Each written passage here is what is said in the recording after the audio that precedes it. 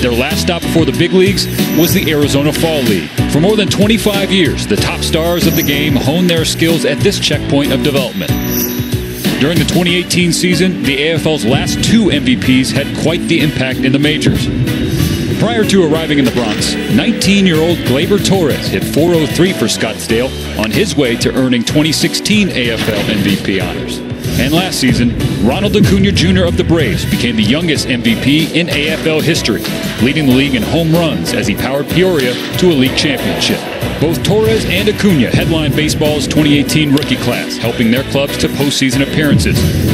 As another autumn in the desert reaches its conclusion, the future of Major League Baseball again takes center stage. The Arizona Fall League crowns its 2018 champion next on MLB Network.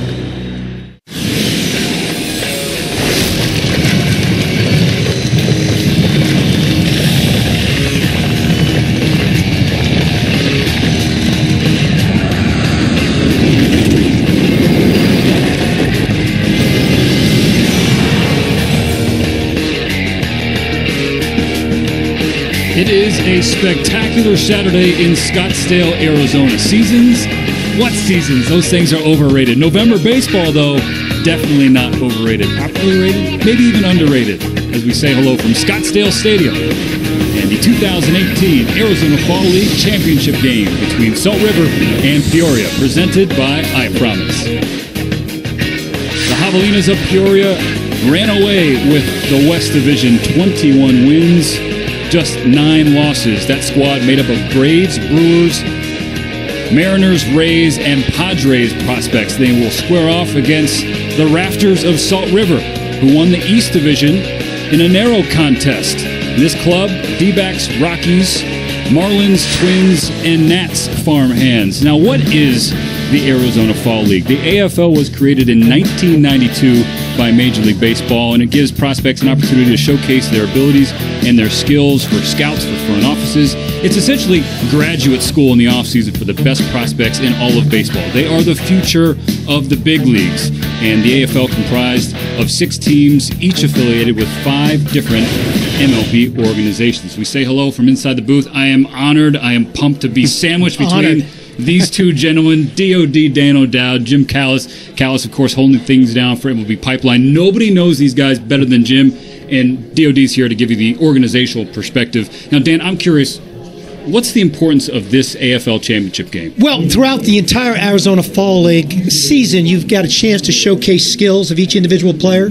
But today, it's not just showcasing skills, it's trying to win a game. You find so much out, Stephen, in the development process of players when their performance actually counts. Today is one of those days because both of these teams, as we saw last year, Jim, they really want to win this game. The 2 best offenses in the AFL this year. You're 27, Jim. You've been covering this thing forever. What stands out about this campaign? Well, I think, as usual, the hitters are usually ahead of the pitchers. There's more hitting talent than pitching talent. That's usually true. We're getting the 2 best lineups in the league today. A lot of these guys we're going to see in the big leagues very soon, even as soon as next year. Dan, I want you to hone in on Salt River, the Rafters roster. Who jumps out to you? Well, the first one is Tyler Nevin, Phil Nevin's son. He's led the league in hitting, on base, and slugging. So simply, he's dominated the league. He's only struck out 5 times in 54-plus plate appearances. Advanced field to hit, power will come. Looked very good at first base. Exciting players. And then Mr. Electricity, Chaz Chisholm. When you watch this young man today, he's got flair, he's got rhythm on the field, great timing, and for a little guy, he's got some serious juice. To me, one of the more exciting players here. Jazz Chisholm, Tyler Nevin. Nevin, of course, the son of Phil, as you mentioned, won the batting title in this year's AFL, and Jazz, the top position player prospect in the D-backs organization. Now, if you flip things over to Peoria, Jim, who are your guys? Well, you got to start with the league MVP, Keston Hira. Came into the AFL with the reputation of probably being the best pure hitter in the league this side of Vladimir Guerrero Jr. He did not disappoint. Led the league in RBIs, hits, total bases, won off the home run lead. Still a work in progress at second base, but there isn't any doubt this guy can hit. You know, we saw last year Ronald Acuna go from this game to being Rookie of the Year. He's got the chance to do that. And speaking of Acuna, Christian Pache, here's another 5-tool outfielder in the Braves organization. He might be the best defensive outfielder in the minor league. He's a well above average runner. He's got a plus arm. The hitting's coming along. I even had an AL assistant GM tell me they think he's got 20 home run power. Jim, you just wrote about Pache, saying he's the fastest runner, best defender, just 19 years old. And then Keston, the pride of UCI, top 10 pick in 2017, won the D1 batting title for the Anteaters in Irvine. Excited to watch those four guys that DOD and Jim just hit on. We can do that next. Live baseball coming your way here on MLB Network. We have lineups and first pitch for the 2018 Arizona Fall League Championship game.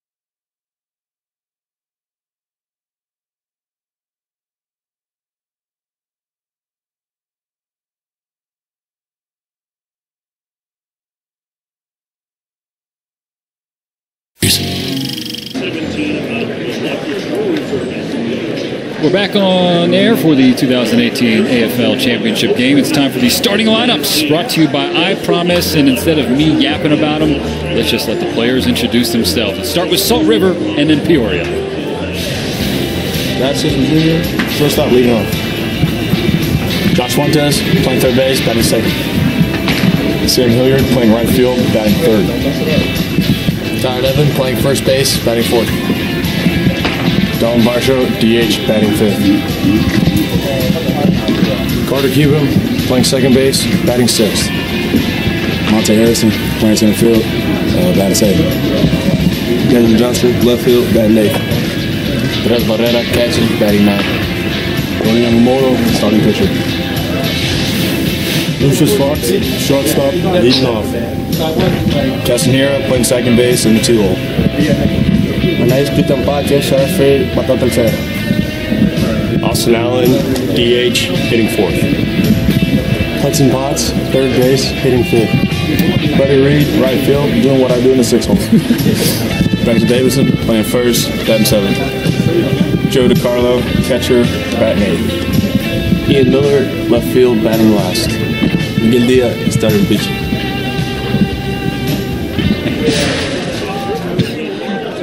There's Jazz Chisholm. Buddy Reed doing what he does there in the 6th hole. 20 players introduced. I think we maybe got 4 smiles. They're serious today. Yeah, they're locked in for this championship game. So is Miguel Diaz, the starting pitcher for Peoria, out of the Padres organization.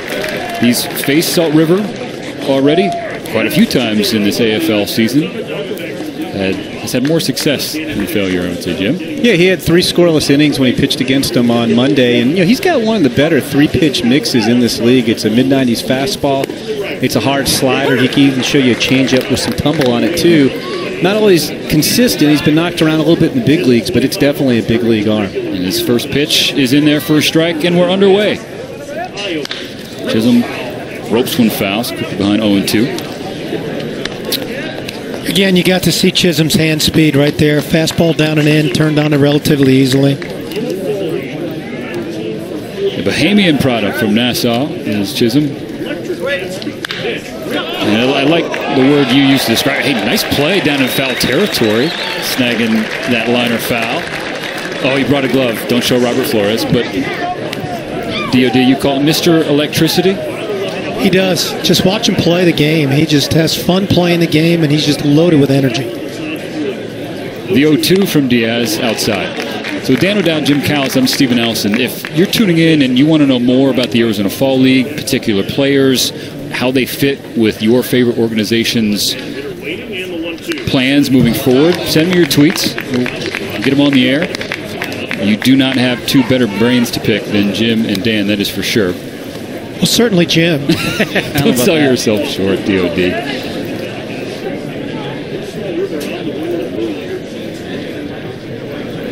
Diaz sets. Here's the 1-2. High, but he's rung up as Chisholm. So the first out of the game comes via a looking strikeout. He did not think so, nor do I blame him right there. That ball looked a little up and in. He looked pretty comfortable in the box. Diaz ain't going to complain. He'll take it. And the big key for him, we were talking pregame, Jim, for Diaz is what? If he's going to have success, it's going to be traced back to? It's going to be command, which is kind of funny because he left that changeup up right there, and it wound up getting strike 3. But, I mean, he's got big league stuff, and it's not just a power arm. It just comes down to being able to locate his pitches consistently, and he's had a tough time doing that in the big leagues. Now, that said, his development's been rushed a little bit, too, because he was #1 overall pick in the Rule 5 draft a couple of years ago, which mandates you spend a full season on the big league roster.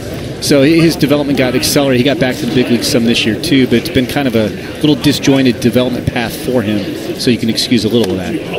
Diaz 0-2 up and into Josh Fuentes, and Fuentes' name is one that I had circled coming down here to Arizona, Dan. This guy at 25 years old, he seems like a total package. Yeah. Non-drafted signee, too. He has really figured out how to play the game, and he's earned everything that he's gotten so far. Had a great year in AAA. Very competitive kid, really good hands to hit. For me, still a work in progress defensively. AAA All-Star Game MVP, as well as the Pacific Coast League MVP. So you can see, Jim, what his issues are delivery-wise. He leaves the rubber very, very quickly and rotates open with his front side. Really struggles staying back over the rubber, and that's why he's inconsistent in his strike throwing capability. His velocity is down about 3 miles an hour or so from what he normally is, too, which is understandable because it's the end of a long season. But it makes me wonder. I know both managers hoping to get maybe 70 pitches, 4 or 5 innings out of their starters, but I wonder if we'll get that quite out of him. Scouting report on Diaz, who's ready to pay things off against Fuentes, and no one gets away from him, so a 1-out walk for the Rockies prospect.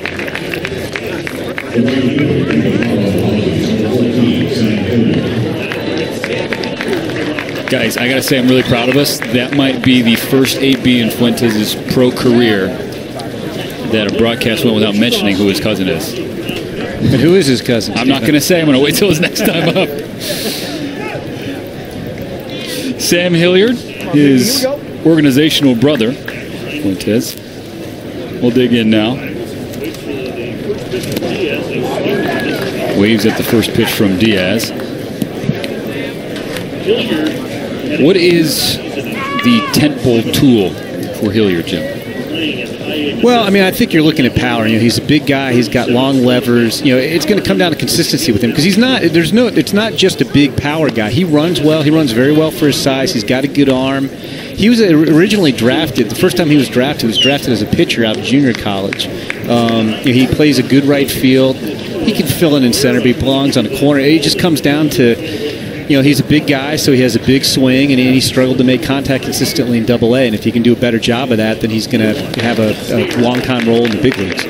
Dan, you obviously know the Rockies organization very well. And these last two batters, Fuentes 25, Hilliard's 24. As you survey the big league club, how do these two puzzle pieces fit in your eyes? Well, Fuentes is stuck behind someone you didn't want to mention, though it was on the actual graphic that came up during the at-bat in Arenado, and he also is behind Ryan McMahon, too. So that's the one thing about the Fall League, though. It gives these kids great exposure, Stephen. So even if in an organizational depth chart they may not be at the top, 29 other organizations now get a chance to see them on a consistent basis against high-level competition. So it's a wonderful opportunity for each of these young men's careers. Case in point, this morning, Trent Thornton, who is one of the better pitchers down here in the Arizona Fall League, he's in the Astros organization. They're loaded with pitching, obviously. Got traded to the Blue Jays for Aledmus Diaz. And Aledmus Diaz is another guy, wasn't right away, who had a great Arizona Fall League, and that boosted his stock as well a couple years ago. And following up on that point, Stephen, is Thornton's regular season was good, not great, but he had a really good Arizona Fall League. Yeah. So a perfect example. Count 2-2 to Hilliard. Mansfield, Texas product. And he just showed exactly what Jim talked about. 2 fastballs, high velocity in on his hands, swung through both pitches. Longer arm guys have more difficulty having an adaptable swing. It's more of a ball that's in their zone, so to speak. Their nitro zone of power is the one they get to consistently. He's got a runner aboard here with 1 out in the top of the first inning. It's 2018 AFL Championship game. Now that's a good sign right there, because that was the 3rd pitch in that same location. They tried to come in on him again, and he got to that ball. Not completely, but he got to it enough to foul it off. So he made an adjustment in that at-bat so far. It's always interesting to me in the championship game, too, because these teams have played each other now for 6 weeks on and off, and you have some scouting reports that go around. Now, obviously, the scouting report they have on Hilliard is to try to beat him inside. Fuentes going. Slides in, but not in time, so a strike him out, throw him out, double play to end the frame. Diaz and DiCarlo teaming up to get out of this top of the first, and now Peoria, who had 21 wins during the AFL season, will come to the plate and strike first. Coming back here on MLB Network, the AFL title game.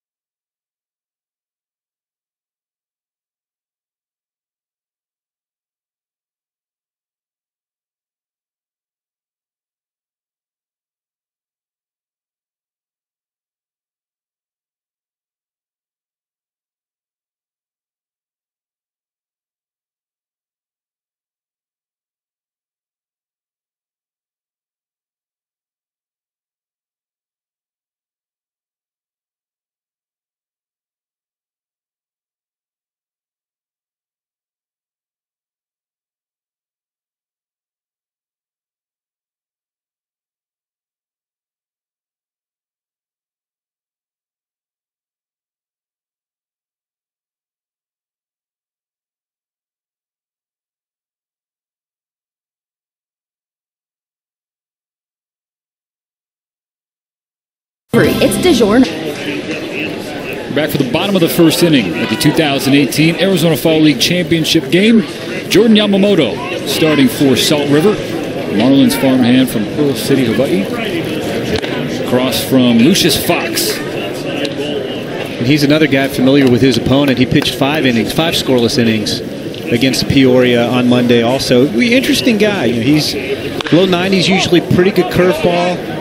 Skied in the air from Fox. Easy play for Jazz at short, so it went away quickly. Yeah, as I was saying, low 90s fastball. Curveball's probably his best pitch. He'll mix in a changeup a little bit. Usually throws a lot of strikes. He did during the regular season. Has battled the control a little bit down here at times. But, this is a pretty good arm to be able to run out here in the championship game. Dan Yamamoto, one of those names that Marlins fans pay maybe a little bit extra attention to. Absolutely. Given who he was traded for. I mean, the MVP of the National League? Yeah, that would be Christian Yelich. He's got a little Mike Leake, similar body type. Arm action is a little different, but pitch repertoire very, very similar. Throws a ton of strikes, doesn't beat himself, works quickly. Has got a really good, effective breaking ball. Yamamoto, formerly of the Brewers organization, Keston Hiura, currently in Milwaukee's organization, and a really, really good part of that pipeline. Let me ask you, Jim, on this young man. The walks to strikeouts here in the Arizona Fall League. Just more of a hitter than a power guy. Is he getting away from his approach a little bit in this program? Because the power numbers have gone up, the walk numbers are down, the strikeout numbers are up from his historical numbers. Yeah, I mean, it's interesting because it's kind of a different look than I think what we expected down here. And he did some of this in Double-A too. I mean, this is a guy who was the best pure hitter in the 2017 draft at .442 to win the batting title at UC Irvine. And he's hit for more power and less average in Double-A and here. He's second or third in the league in strikeouts here. He did lead the league in hits and total bases and RBIs, but you wouldn't think of strikeouts for him. Fourth in the league in strikeouts. And I don't know if maybe he's it's an experimental league somewhat. Maybe he's trying to find a happy medium between being that guy who hits for a super high average with less power and a guy who hits for more power, and he's trying some things. But it has been a different look than what was advertised. Still pretty good. I mean, the guy won the league MVP award. And was one of the top power hitters in the league. He was one of the players you profiled pregame. This was the other. Christian Pache lays down the bunt. It's going to be tough to beat him. He's got speed, and they don't get him at first. The hustle from Pache and the fire as well as he sprinted through the bag. Yeah, Pache he can do a little bit of everything. I mean, he's still raw kind of in all phases of the offensive game. He is. He's the second youngest player in the league behind Vladimir Guerrero Jr., but he's still figuring out hitting, developing the power, figuring out the strike zone. He doesn't steal as much as a guy with his speed necessarily would, but you saw the speed there. One of the faster players in the league, probably the best defensive outfield in the minors. What a nice bunt. Yeah, that's what I call, guys, exceptional baseball awareness. Championship game. Sees the guy 3 steps behind the bag at third base, recognizes the situation, and executed perfectly. Again, this is an example of outstanding skill being executed, and I would call that a winning play right there. Good to see.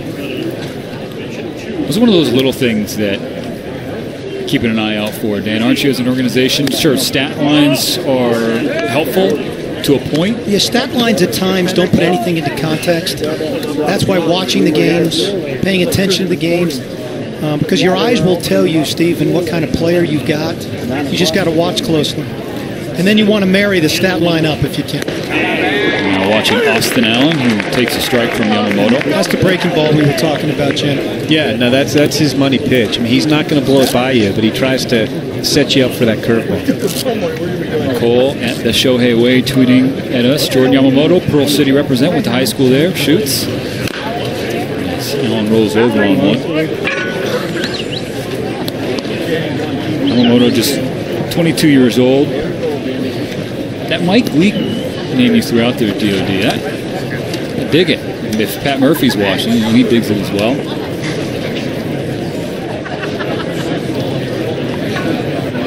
He's got a good feel for his body on the mound. He's got some athleticism in his delivery. The 1-2. Allen swings and misses. I believe, Stephen, that was a slider. I think he does a slider, too. Has a little sharper, a little harder downhill break.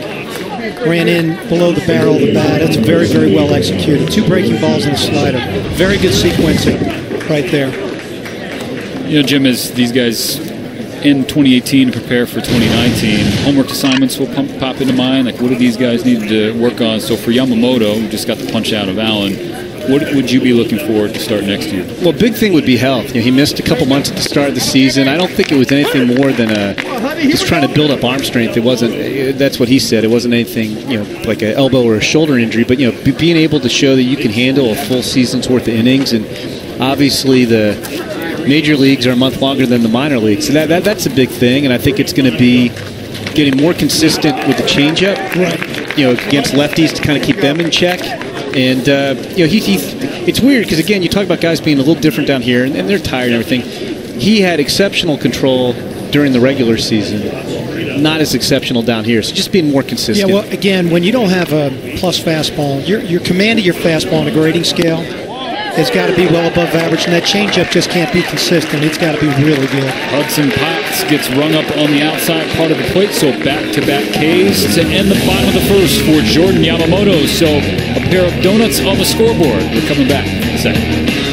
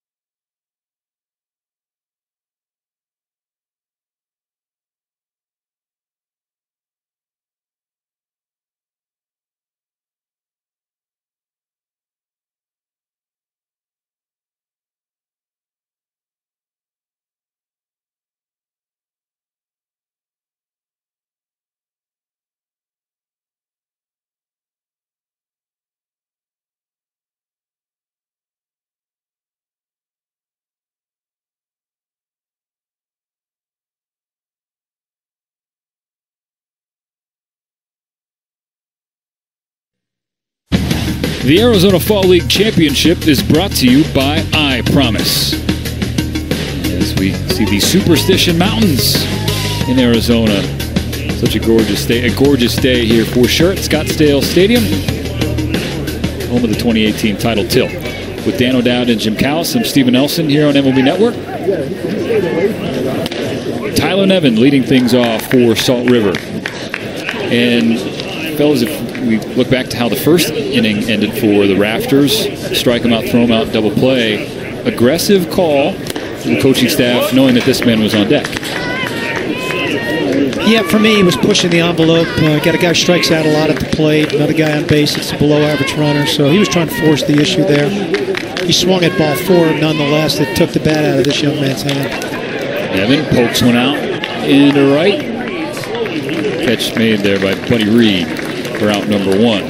Miguel Diaz after a 20-pitch first. 2 pitches here to Nevin. He's running in there pretty good right now, Jim. I know he's tired. As you said, he's worked a lot in this league, but he's rushing the fastball up there. He's getting them swinging balls up in the zone, too. That first pitch at 94 was harder than any pitch he threw in the first inning, so maybe he's reaching back and finding a little bit more here. Another good player here. A lot of bloodlines in this game, too, with Dalton Varsho, the son of Gary, and named after Darren Dalton. But, you know, really, really interesting profile with Varsho. He runs better than almost every catcher you'll see.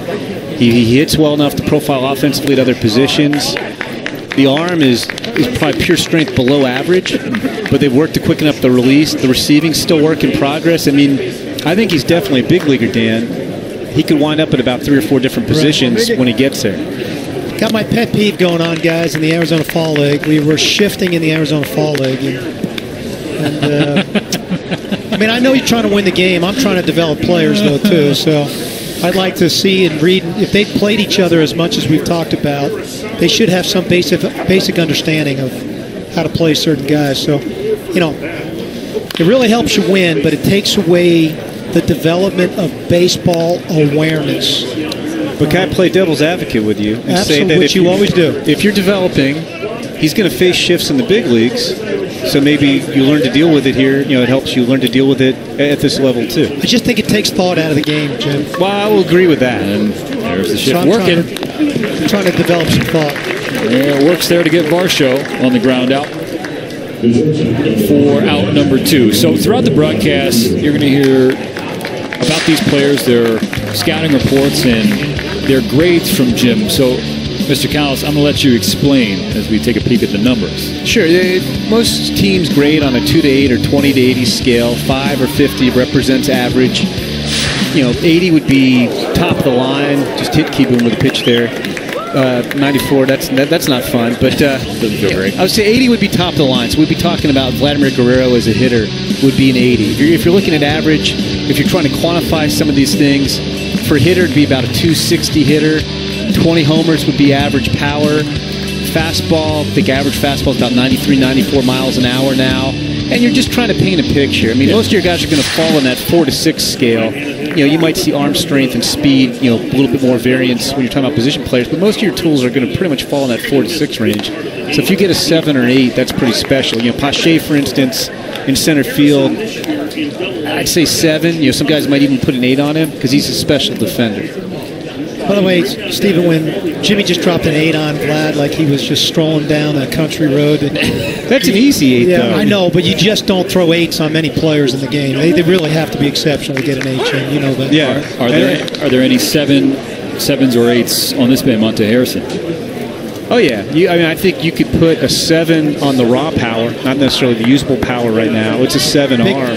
Big gap between raw power and usable power. 7 arm for sure, and I think probably more of a 60-65 runner, but he's a toolbox. He's got very, very loud tools. And this is a guy who could have played college football, and if you want to go look on YouTube, there's video of him winning slam dunk contests in Missouri as a high school kid. Just an unbelievable athlete. And he's one of those guys, if you're down on the field before the game, your eyes gravitate toward him, no doubt. The key with him is that he's got to track a breaking ball better. He actually has shown the ability to bring the bat and ball against above average velocity down here. It's like he's made some adjustments. But there are a lot of strikeouts in his career, and they've been mostly on fastballs up that follow the line and then of anything that spins down in the zone.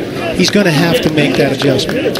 Talking to Tommy Watkins, who's the manager for Salt River pregame, he mentioned Harrison used to have a big leg kick, so he's trying to cut down on that. And if he continues to improve in the areas you guys are talking about, plate discipline and strikeouts, he'll be special. But this is what you're talking about.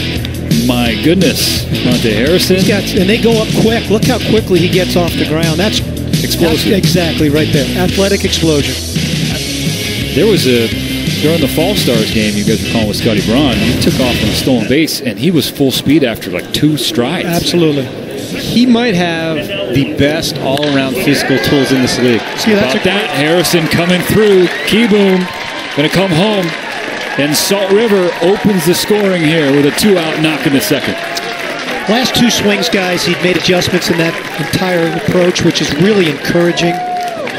That's what I'd be looking for. He choked up on the bat. He shortened up his swing. He just missed a ball he fouled off and then executed perfectly here with a line drive up the middle.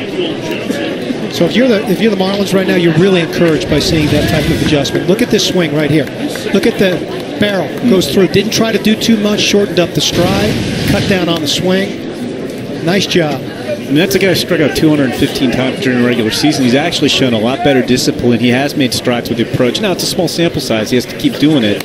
But I'm with you. I'd be very optimistic if I were the Marlins because we talked about raw power, usable power. He's going to hit home runs by accident. He's so big and strong and the bat's so quick. He doesn't have to swing for the fences. He doesn't need the big leg kick. He doesn't have to try to hit the ball 500 feet. If he just makes consistent contact, he's going to hit 25 homers a year easy if he can put the bat on the ball. I wish I could accidentally hit home runs. Now he's taken off and running. Throw gets away, goes into center from DeCarlo. So Harrison going to try for third. Pache, his throw not in time. So Harrison moves up.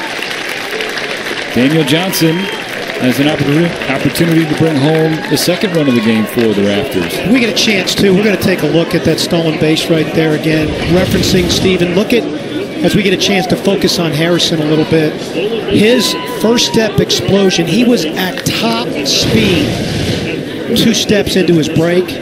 And that, guys, is something you don't teach. So after his 17th RBI gives Salt River the lead, he has his 5th stolen bag this AFL season. So Miguel Diaz trying to get out of this second inning without any further damage.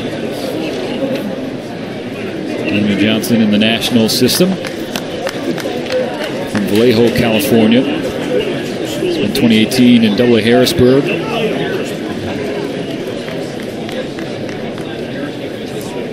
Batting here today in the 8th hole. The 1-2 from Diaz.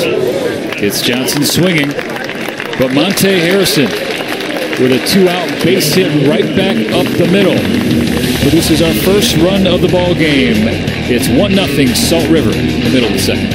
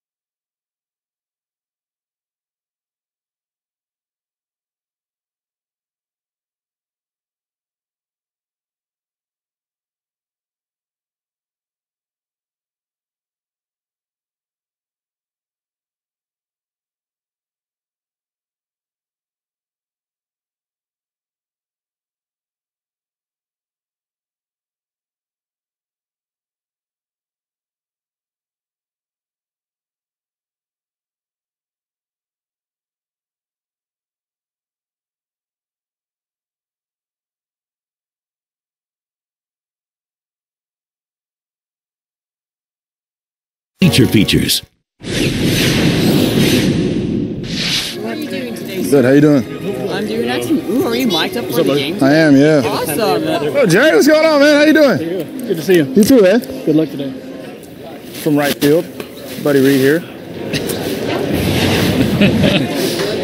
He's the best, and he's the leadoff batter for Peoria here in the second. That'd be Buddy Reed. And if you think back to the All-Stars Futures game, Jim Counts, I know you were there. He stole the show with the mic on. He did. He's tooled up and mic'd up, and we got an obvious choice to mic up today. You know, he just has a lot of fun playing the game. He's great to talk to. Another one, a tremendous all-around athlete. Yeah, I think we ought to do this like the Under Armour game and just have him provide commentary during the game like the managers do in the Under Armour game we do every year. I would love to hear what he said to Tyler Nevin. He hit a little rocket over to first base, but he's retired. I like fun. More of that. Let the kids play. I'm all in on it. I think this year's Futures game was the most fun Futures game they've ever had. There's a lot of cool stuff going on, a lot of home runs, guys, you know, turn around 100-mile-an-hour fastballs for home runs. But you've never seen two teams play with that kind of joy. Nice curveball there. Oof. Okay, Jordan Yamamoto. Facing Braxton Davidson. Yeah, well, it had everything you could want as a baseball fan. You want the entertainment, the personality. You saw that. You want the action, the home runs. Oof. Plenty of it in the Futures game. Got our shift working again. Dan is doing cartwheels in our very cozy booth here at Scottsdale Stadium. First pitch, breaking ball. Second pitch, changeup, ran a fastball away from his barrel. So he's using everything he's got right now. Davidson's a big kid. He is, you know, former first-round pick. He's, you know, some parallels to Monte Harrison in terms of swing and miss issues. Didn't swing there, but strikes him out on a breaking ball. But Davidson, First-round pick in 2014. Struck out 213 times this year. Monte Harrison's 215. And he's had a good fall league, though. He hasn't struck out as much, and he tied for the league lead with 6 home runs. Show you the Salt River Rafters defensive alignment. Presented by I Promise. Joe DiCarlo. Try and start a 2-out rally here for Peoria. First pitch, fouls it back. And the Javelinas, by most accounts, the favorites heading into this AFL championship game. 21-9. You haven't seen many records better than that in AFL history, have you? No, that's the third best record in league history. If they lost on Wednesday, and if they'd won that game, they would have finished with the best winning percentage of any team out here. And it's amazing to me because last year they won the league championship as well. That team with Ronald Acuna, and they could run out 5 or 6 first-round picks, plus Acuna, plus Luis Urias. And it was maybe the best lineup I've seen from top to bottom out here. It was a great team. And this year's team is good. It's not as great as last year's team, and they came out and won more games, almost as the highest winning percentage in league history. And it's still a top to bottom lineup, not quite as much as last year, but still they've had a lot of comebacks too. Even if you get them down early, like they are now, they've had a lot of comeback wins late in games. Yamamoto's locked in, guys. He's dealing. He's got command on both sides of the plate. He's working every quadrant of the strike zone right now. 2-2. And then he hits a guy. You jinxed them, Dan O'Dowd. That's Superstitious Mountain. All right, so a 2-out hit batter for Peoria and Joe DiCarlo. Down at the bottom of the order with Ian Miller, the left fielder. Thought he got too cute in that at-bat. Didn't attack enough with his fastball. Threw too many breaking balls in sequence. You know, when you got this good of a breaking ball, you have a tendency to want to use it a lot. But the more they see it, the less effective it becomes. Miller from the left side swings at the first pitch. Gets it through Nevin and Keyboom at first and second. Right on key, Jim. They battle back. 2 outs, nobody on base. So we'll head back to the top of things for the Javelinas with Lucius Fox. We were talking about Fox before the game. Dan and I were about which shortstop you'd rather have. They're both from the Bahamas, him and Jazz Chisholm, and they're both really interesting guys. Fox is another guy who's made some progress. I mean, he's among the league leaders in hits and walks and on base percentage, and he's still learning. He's pretty young, but I mean, you've got very good speed, a chance to stay at short, and it's good. Like all these guys, I could say consistency at the plate or consistency with command for almost every hitter or pitcher. But this league's been very good for Lucius Fox. So, with the young Adamas in front of him at the big league level, you're going to let him play short, but at some point in time, do you feel he has the athleticism to start running around in different positions on the field? I do. I mean, there was some thought when he was signed out of the Bahamas for $6 million that he was going to be a center fielder more so than a shortstop. So there's still work in progress defensively. But yeah, it's we're possibly if he really develops it short, maybe you put Adamas at second. They've also got a kid, Wander Franco, who is the next big, huge international prospect who tore up rookie ball this year and is one of the best prospects in baseball, who's also a shortstop. He'll probably wind up moving to third, but a lot of infield options for Tampa Bay coming down the line. Rays have one of the better development systems in the game right now, and it's actually got some depth to it. It's not just sometimes you see systems and they're loaded at the top or loaded at the bottom. Theirs is pretty much spread throughout. No, it is. I think it's one of the 5 best farm systems in baseball right now, and it's going to be interesting. I mean, that division's interesting. You got the Red Sox, world champions. You got the Yankees. There's another 2 of the biggest spending teams in baseball, and then you have the Blue Jays and the Rays have 2 of the 5 best farm systems in baseball. And Mike Elias has his work cut out for him in Baltimore. Yeah. That means Peoria has 3 of the top 10 in your eyes, Jim Callis, in terms of. That's why I guess they have the best team in the league. It's supposed to work out that way. Yamamoto, a little fist pump, subtle one to get out of the inning there. And maintain a 1-0 lead for Salt River. It was 3-2 here on MLB Network. Oh, I need that. I need that radio flyer in my life.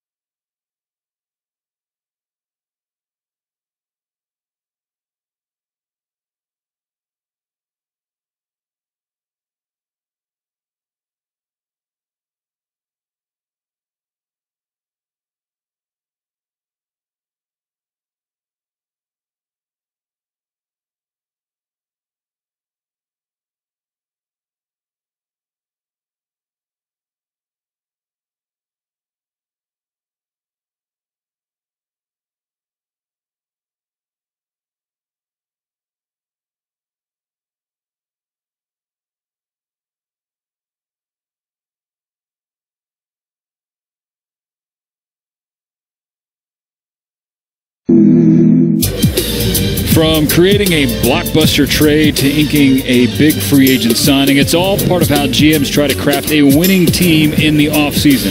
See which clubs could use some finishing touches to succeed next season. MLB Tonight, weeknights at 8 Eastern on MLB Network, presented by Dairy Queen. First pitch swinging, and sky high into the air. I might have left the atmosphere for a second from Pereira. 9-hitter and catcher for Salt River.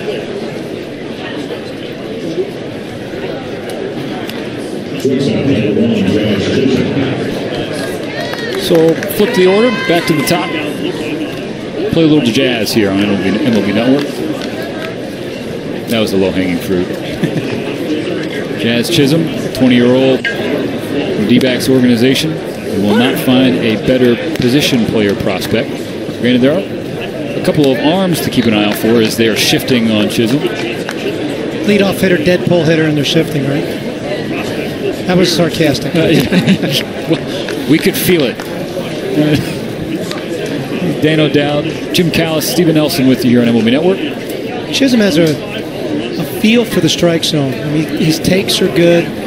He really works at being on time. Yes, it's 1-1, rip foul. Got a question from Derek Ellis on Twitter. Saying Stephen Nelson, MLB Network. D-backs seem to be open to moving some of their big league vets. Any thoughts on how potential moves may affect or impact top prospect guys like Pavin Smith, Drew Ellis, Darwin Varsho, Jazz Chisholm, etc.? I'm going to tag team that one. I mean, DOD, let's start with you. None of those kids are ready yet. Is rung up. You know, I think you'd be rushing the development process of any one of those kids. You know, that is both science and art when you know to move a kid along. But what you don't want to do is put a kid in a position where you're setting him up to fail at the big league level versus succeed. I personally, Jim, don't think any of those kids are just right there at this point. No, I agree. I mean, both Smith and Ellis were in high A this year, their first year out of college. Neither one really tore the league up. Cal League is a good place to hit. Varsha still has a lot of defensive polish.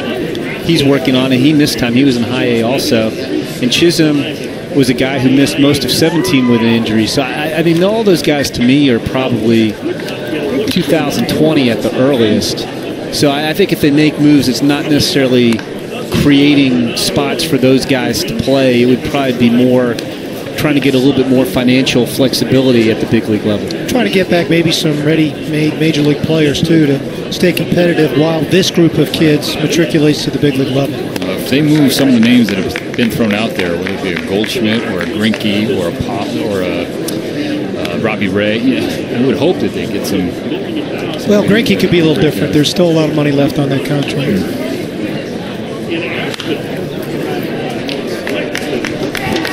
Josh Fuentes. Guys, did you know that he is the first cousin of Nolan Arenado? We did know that the first time up. But I'm sorry, Josh. To his credit, I mean, I think everybody, when he got signed as an undrafted free agent, figured that was a favor to Arenado, and he's shown that it was a legitimate signing. He's been a great NDFA signing. Sends one into the left center field real estate for a 2-out base hit here in the third. We go back a few years of the AFL and see Nolan Arenado. It's a pretty good sound coming off that bat. Yeah, well, you can hear it pop on our headsets here. The league MVP that year and challenging for league MVP pretty much every year these days in the National League for Colorado. I was actually at a game a couple weeks ago where he came out to watch Fuentes play. Well, Nolan, first and foremost, loves the game of baseball. He's a huge fan of it. He loves his cousin. He wants to see him do well. It's just ironic that they both play the same position, too.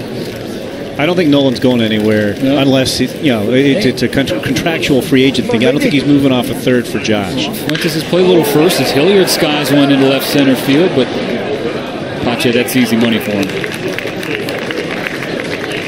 Third out in the third inning. So Diaz gets out of it, but it's still 1-0 Salt River Rafters, middle of the field.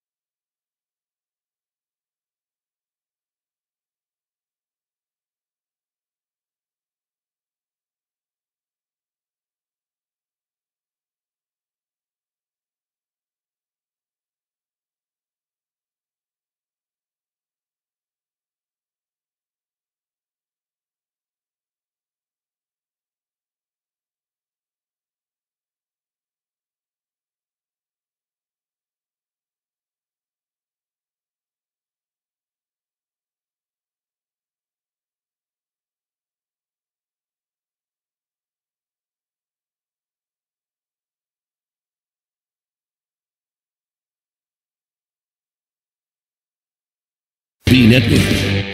Perez into the gap in right center field. That's more trouble. Double for Zobrist. Cubs lead 7-6. Back at the wall. It's gone. Springer stays hot. It is out of here. Steve Pearce, another home run.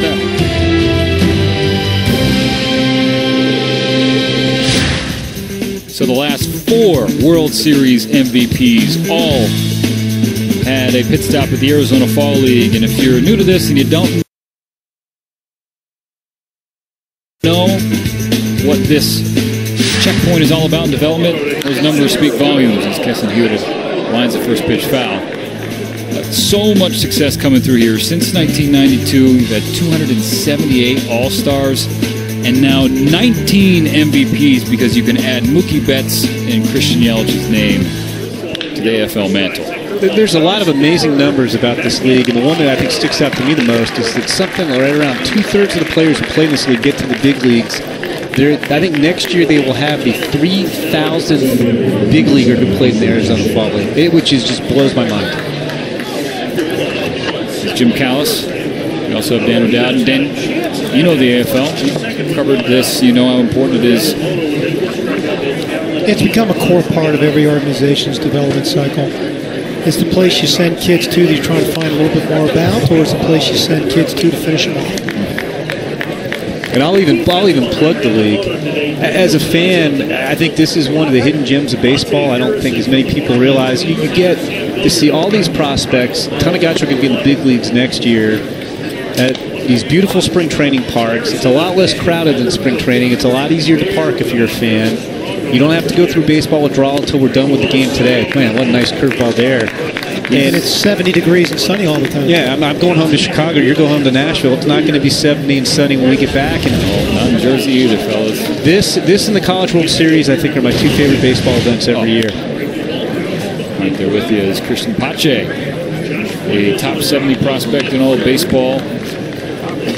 Like all young players, there's always things to work on with Pache. It's going to be his ability to really understand the strike zone a little bit better and not put himself in down counts, meaning be hitting behind in the count a lot. Because he's going to get a lot of breaking balls. This young man's going to hit a fastball, but he's going to have to show that he can hit a breaking ball consistently. But you look at what Atlanta has up there now. Obviously, Ronald Acuna Jr., reigning National League MVP. I remember Chipper Jones, though, praising Pache and said he could play center field right now defensively. He's just I don't think defense is the issue. I think they're going to have to be a little bit, more patient with the offensive part of the game. Yeah, the bat's probably, I'd say, at least 2 years away. I mean, he's only 19. I mean, he gets the big leagues when he's 22, and he can develop quickly. And even as a base stealer, too. I mean, he gets caught more than he succeeds, which, somebody with his kind of speed should. He's still learning. Where do you think he goes next year, Jim? Because, you want to challenge him. So, he's uncomfortable, but you don't want to put him in a situation where he's over his head. No, you're right. I mean, I would think probably Double-A. I mean, I always think when you send a guy here, I feel like the pitching here is kind of roughly comparable to Double-A. Maybe not the starting pitchers, but you see a lot of good relief arms, and you see a bunch of them every game. So I would think maybe Double-A, and he's still way ahead. I mean, he's not turning 20 till Tuesday. So he hit, he spent, 29 games in Double-A at the end of this year. I just let him have a full season in Double-A, and if he shows me, hey, if he makes progress and he makes strides, he's ready for Triple-A by the second half, okay, but if he spends a whole year in Double-A at age 20, I'm fine with that too. So his strikeout is the 5th of the ball game for Jordan Yamamoto, starting pitcher for Salt River. So now we have Austin Allen there with a 1-2 count, 2 outs in the third. Who just misses the outside part of the plate. Yamamoto really understands, one, tunneling, falls very late, action on the plate. Number 2, soft contact rate. He really understands what kind of pitcher he is at a relatively young age. Hard to project him towards the top of a rotation, but easily to project him in a rotation.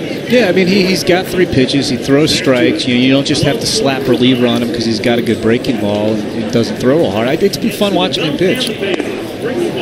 Shook off, but a few times before walking Allen with 2 outs. There is action in the bullpen for Peoria. See those grades there. For me, the fastball command is going to have to be at least a 6, and the changeup's going to have to jump a grade and a half for me, for him to have success at the major league level. I think they're a little light on the curveball. I think the 55 could easily be a 6 on the breaking ball. Maybe the inconsistencies of it. It's been fun to watch today, that's for sure. Unless you're in the batter's box, then it hasn't been so fun.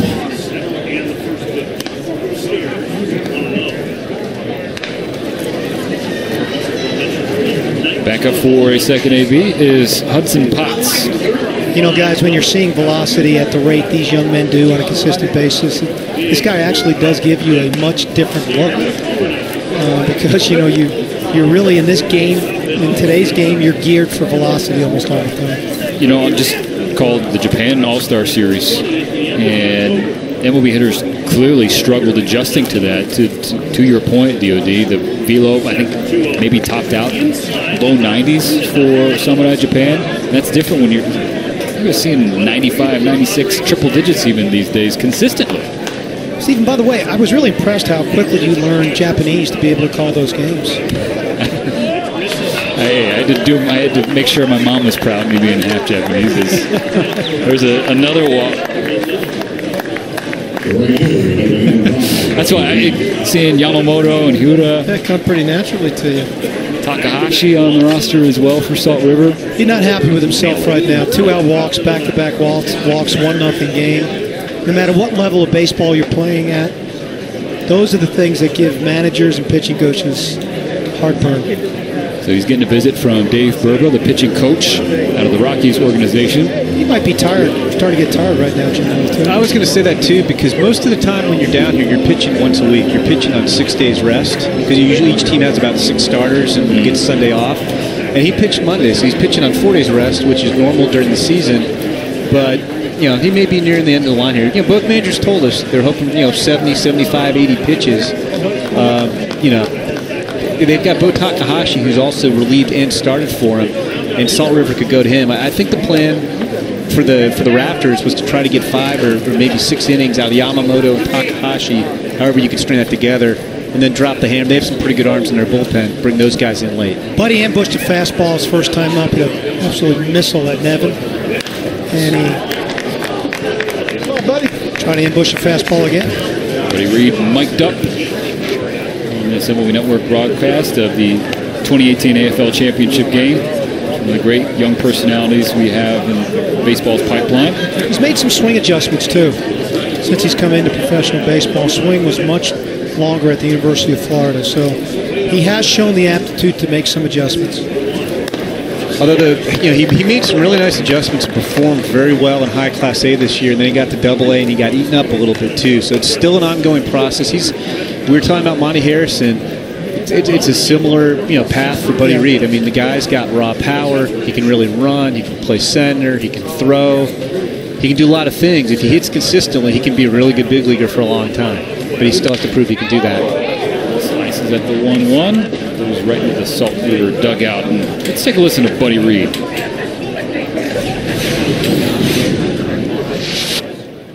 I mean, I only saw 2 pitches, fastball away, changeup down the middle. But yeah. Let's go Double A. I feel like his changeup and curveball are like the same speed. Buddy Reed breaking down his last AB, facing Jordan Yamamoto. Rocking number 85 as well, which I think is an underrated part of his profile.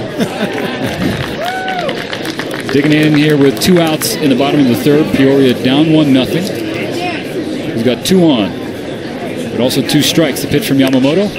High and outside. We're even up at 2.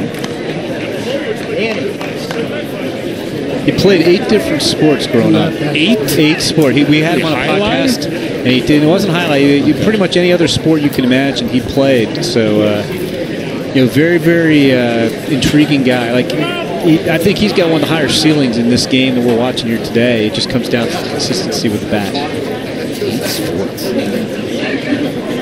Impressive. Organization was blessed with so many prospects. They can take their time with him too. They don't need to rush him. You got some youngsters still in the outfield trying to find their way in the big leagues. Vaney Margot's just 24.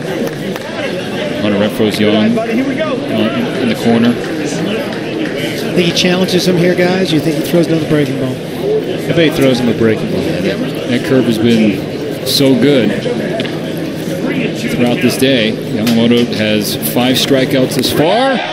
I thought he just got number 6. Instead, it is a 3rd consecutive walk that loads the bases.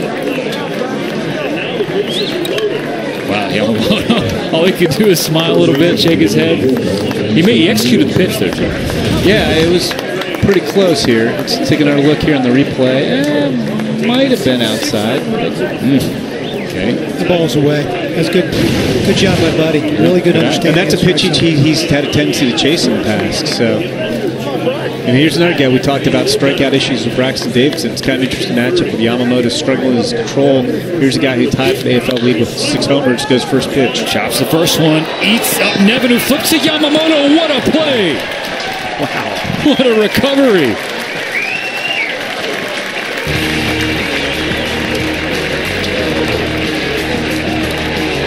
That fan loved it. We loved his beard, but I loved that play by Nevin Moore. Bases loaded, 2 outs. Tough hop, recovers, bare hands, and flips it to Yamamoto to get out of the inning. We got good baseball going on here, folks, in Scottsdale. Come back for more on MLB Network.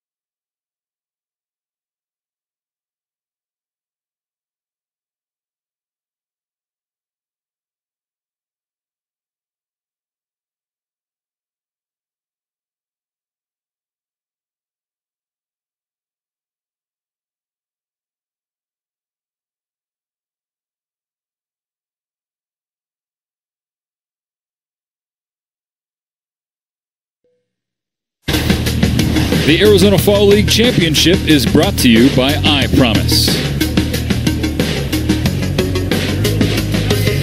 So the 3rd inning, ending with a spectacular defensive play by Tyler Nevin. And doesn't it always work out this way in baseball? A guy who makes a great play out in the field starts off the next inning at the plate. With Jim Callis and Dan O'Dowd, I'm Stephen Nelson. A pleasure to bring this game to you here on MLB Network. You get involved in the broadcast, tweet myself or Jim. DOD maybe has a burner account, can't confirm or deny. Don't tweet DOD. Okay. He got caught a little bit, hard fields down here. He backed up a little bit on the ball, but then he just completely stayed under control. That's really good athleticism and body awareness right there. And then ropes one over to short. Lucius Fox. Cakewalk for him. You guys want more Buddy Reed? Of course you do. You can never have too much Buddy Reed. Amen. Let's listen.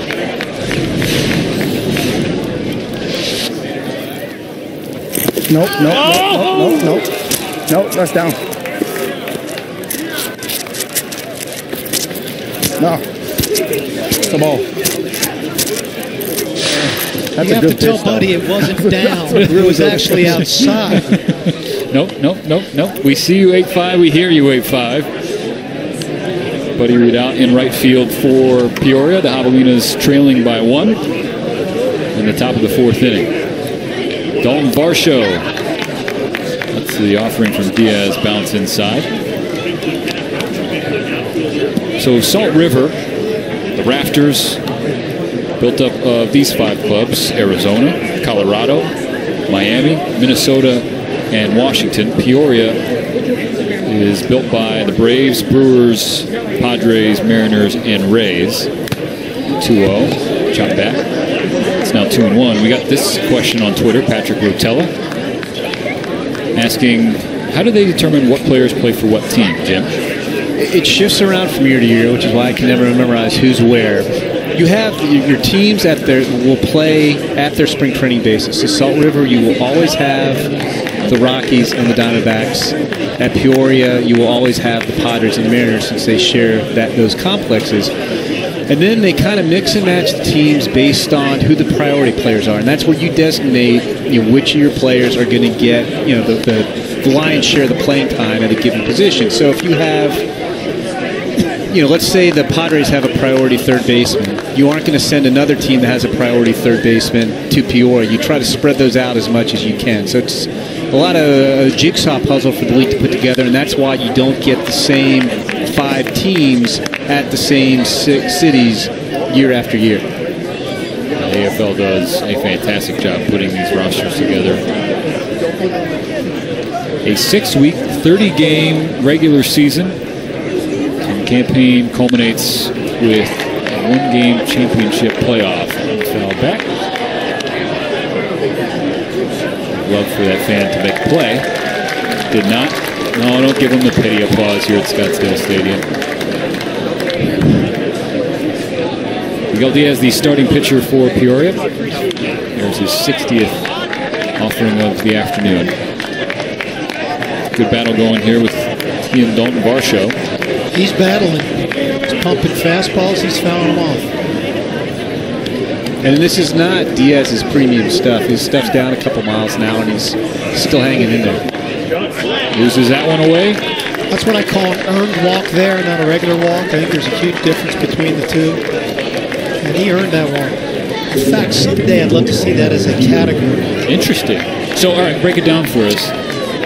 Well, in today's game where you got a lot of guys don't throw a lot of strikes, I think if the guy goes up there and in 5 pitches he's standing on first base, that's not an earned walk. Okay, so you're saying set a minimum number of pitches. Oh, gotcha. Okay. A 6-pitch walk? It's going to be like a full count? Yep. I like that. Carter Keyboom will dig in. You could probably, with StatCast 2, measure how far the pitches were off the plate. Like how close they were to being strikes also. Yeah. Like that, we talked about Buddy Reed. That was a good take. I mean, it was a ball, but it was close. And he laid off of it. It wasn't a breaking ball buried in the dirt or a fastball up around the letters. We now welcome in Brian Kenny on the phone to offer his, not kidding. This is one of my favorite players of the fall league, Keyboom. Yeah. Well, very steady, consistent, another young player, uses the entire field, good hands to hit, above average awareness to how to play the game. He reminds me a lot. I'm not saying he's going to be quite this good, because this guy's one of the best players in baseball right now, but I see some Alex Bregman in him. I really do. Like there's a rope in the left. Like on cue there? I mean, that's great. I should have said it maybe 5 seconds earlier, maybe, but it'd be cool to see both Keybooms up with the Nats at some point. It's not going to be too far away. No, I think this kid's a lot closer than I thought originally coming into this program. I just like the way he uses his hands on a consistent basis, and I've seen him now use the entire field. Every time you mentioned it the last time we did a broadcast, and I always tell the story from the Under Armour game that we did the high school all-star game a few years ago. He was facing Riley Pine throwing 98. Didn't try to do too much. Shot a single to the opposite field. He's such a good hitter. I also think he's a little bit better defender than he gets credit for, because I think the bat overshadows the glove.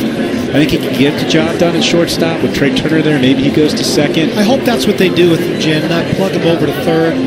I'd like to see a kid like this with his understanding how to play the game stay in the middle of the diamond. That'd be cool. That tandem up the middle, Nats fans' ears perking up a little bit. They should be excited about that. Yeah. In fact, they've got one of the more exciting, no matter what happens with Bryce Harper, I love their young position players. Well, shoot, you got Juan Soto, who just had the best year a teenager's ever had in the big leagues. You have Victor Robles, who's going to be great, who will get a chance to play a lot more next year. And you have Keyboom, who's, I think, depending on what the Nats need, and they should bounce back next year. Keyboom could be in the big leagues, second half of next year. He can really, really hit. Another RBI opportunity for Mr. Harrison. Monte back up. He's driven in the only run of the day. Good piece of hitting as well. Right back up the middle. Sitting in a 2-0 count here now. Let's see what kind of approach he has here. RBI situation, 2-0 count. He knows he's going to get a fastball.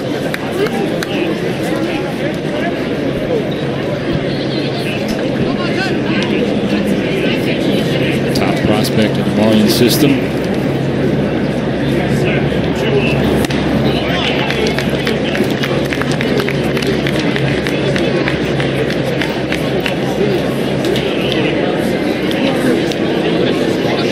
As Harrison steps in from 3-0. You have Kibo on first, kind of talking about his approach there at the plate. He's talking about the adjustment he made from the first at-bat to the second at-bat. Harrison turned him loose. Got the green light there at 3-0, yeah. Good swing, too. He was on time. He didn't try to do too much. It wasn't like he swung from his really heels. Good approach. Ball just ran away from his barrel of his bat just a little bit. See how the ball at the very end kind of cut away from his bat? He was on it, though. He's eyeing a 3-1 now from Diaz. Swings through it. Now there he got a little out of control with his approach. A little too anxious. Ball 4. Okay, let's see what approach, adjustments. These are the moments from an evaluatory standpoint when you're watching the game. These are the moments you bear down. Diaz, Harrison, let's pay things off. Foul back off the Carlos mask. He's worn a couple today. You want to see how your players perform when something is on the line. They've just chased a ball that was out of the zone. You want to see if they can, how quickly they can flush and move on, because baseball's a game about the very next pitch.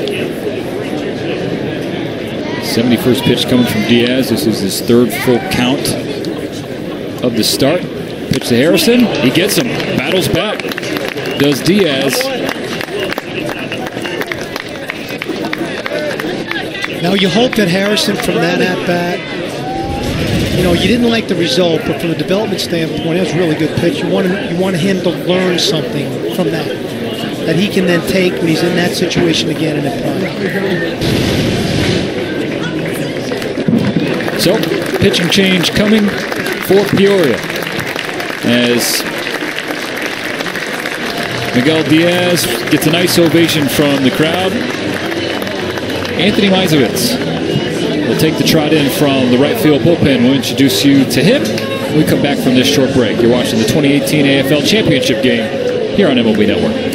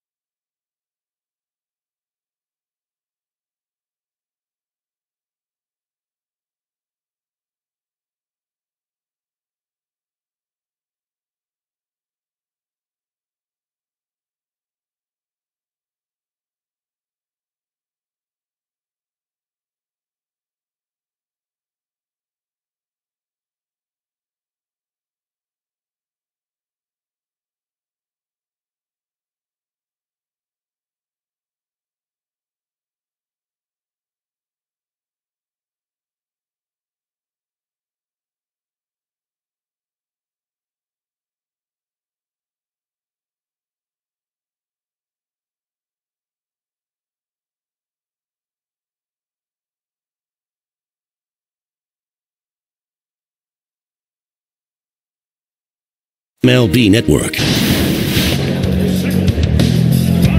Miguel Diaz out of the game Look back at his outing. Struck out 5, walked a couple, gave up 3 hits, just 1 run, hit a batter.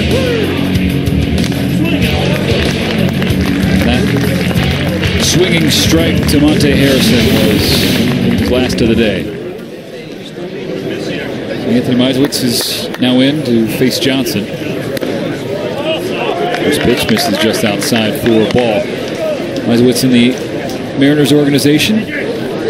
AA Arkansas was where he spent 2018. What jumps out to you? One thing, you got to pick your favorite thing about him. Curveball. Curveball is his best pitch. He's kind of your typical lefty reliever.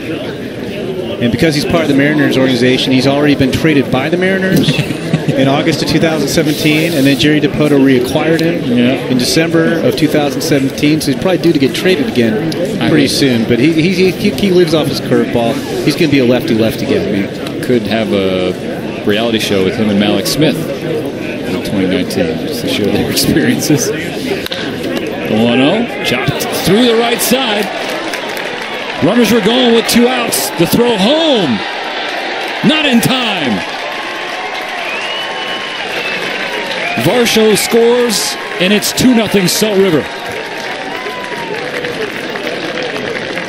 Well, there were a couple interesting things on that play that showed some tools there. Buddy Reed has a really good arm in the outfield. He's normally a center fielder. He throws better than most center fielders. Really accurate, strong, accurate throw. Almost got Varsho. Varsho's DHing today, but he's a catcher, and most catchers are going to be thrown out by that throw. And Varsho was fast enough with his plus speed to beat it. Because that ball was not that hard hit. It was kind of seeing eye. No, great execution. Varsho cut third base perfectly. If the throw had gone to the other side of the plate, I think he might have been out. Yeah, Jim, I'm going to be honest with you. That one's chopped over to third. Off the bat, I thought there wasn't going to be a play. I looked over to see who was rounding third. So credit to Buddy Reed, but also credit to Salt River. A third 2-out hit brings home their second run of the ball game. They have a 2-0 lead through 3.5.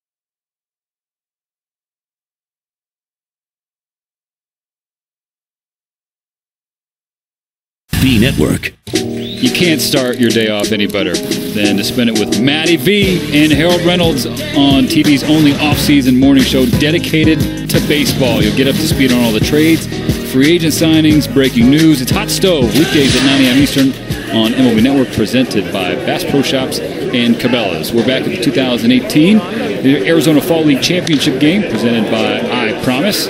And skied into center field off the bat of DeCarlo. And Harrison is there for the first out at the bottom of the 4th inning. We welcome you inside of our booth. Dan O'Dowd.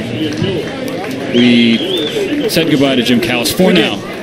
to say hello to Dr. Graham Erickson. Doc, thanks for taking some time here. Oh, my pleasure. Listen, when we talk about eye care, glasses, contacts, LASIK, eye drops, you don't hear about eye vitamins very often. What are they, and how do they help athletes? Well, I mean, if you think about nutrition, we always think of strength and speed and endurance, recovery. That's what we think about. But there are nutrients that affect how we see, how clearly we see, how well we can process the speed of information. Relatively new information about how the human visual system does that. And if you think about what do you do for your eyes to help you be ready to compete, or even daily living, what are you doing to kind of maximize how you see the world? That's what I was going to ask you. Is it just for a certain type of athlete, or is it for everyday Joe like myself to be able to utilize the product? Yeah, I mean, certainly there are applications for athletes, but if you think about just daily function, driving, the aging visual system, being able to maintain optimal performance, there are things you can do nutritionally to sort of support that. Is it a once-a-day nutritional supplement then? That's the easiest way to do it. Otherwise, you're going to struggle to get as much in your diet as you need to maintain that healthy level. Dr. Graham Erickson with us here in the booth. As quickly 2 outs in the fourth. 3-1 pitch to Lucius Fox. Fills the count up. Now, I remember watching a movie called 8 Men Out, and D.B. Sweeney in it plays Joe Jackson. He's staring at a candle to help him. He thought that was going to help him see a baseball bat. So we've come a long way from candles to eye vitamins, haven't we? I think we moved past the candle now. Might have some other options. But even if you think about, the current demands on your visual system from screens and smartphones and tablets, and there's a fair amount of what's blue wavelength light that is fairly damaging if you sustain that over a period of time. And those same nutrients protect your vision as well as enhance your vision. So if people want to learn more about Eye Promise and eye vitamins and how they can benefit not just them as an athlete, but just everyday people, where can they go? Well, certainly if you look for information, I think the two nutrients you need to kind of focus on is zeaxanthin, which is really a main nutrient for how sharp you see and how fast you process information. But lutein is the other one, and lutein is really helping with that speed of processing and helps prevent some of the damage that can happen just due to exposure to blue light or out in sunlight. What has been some of the feedback you've gotten from some of these AFL players? We have a lot of players that have been using the supplement, and if they use it consistently for a period of time, one of the main things they say is they just can see the pitch better, and that's really where they see that payoff. That's why I wanted to ask you, how long do you start to see a benefit from the product as you use it? Well, I think in terms of just general improvements, you'll start to potentially see something in about 1 month, but by 3 months in, I think that's when people really, at some point they have a moment and they realize, I wasn't seeing like this 3 months ago. There's ways that we can help you see that sport better. Is there an age that you should start this product? Because we're talking about elite athletes here. Is this applicable for younger kids that are just starting their careers? Yeah, I mean, the nutrients themselves, I mean, they're in breast milk. So as much as the mother transmits it, and that helps that developing child. And of course, a diet for a young child is always a challenge. So you should start these at what is the ideal age then to start taking the supplement? Well, I think that certainly younger children could benefit from it. I think one of the challenges is knowing, what's the right amount to put in a supplement for a child, and that's probably something that still needs to be developed. But certainly by the time you are in your teenage years and early adult years, there's a lot that you can benefit from there. What is screen time? Screen time is just how much time you're spending staring at a screen, whether it's your computer monitor, it's your iPhone or smartphone, it's your tablet. Dan's motioning to me like I'm buried in the screen. You ought to start taking these supplements. Do you have any that Stevie can take right now? Because he's staring at I'm trying to interact with the people so they can ask baseball questions, DOD. Yeah. So have you, in everything that you've learned in your career and your studies, and now looking out at these younger generations, investing more and more time into screen time, are you going crazy a little bit? Well, yeah, we worry about what the long-term effects are going to be, and what can we do to protect them from that exposure. Well, Dr. Graham Erickson, we appreciate you popping into our booth and learning us something a little bit here. It's been my pleasure. Thanks for having me. Enjoy the rest of the game. All right, we're through 4. Peoria trailing by 2 in the AFL Championship game.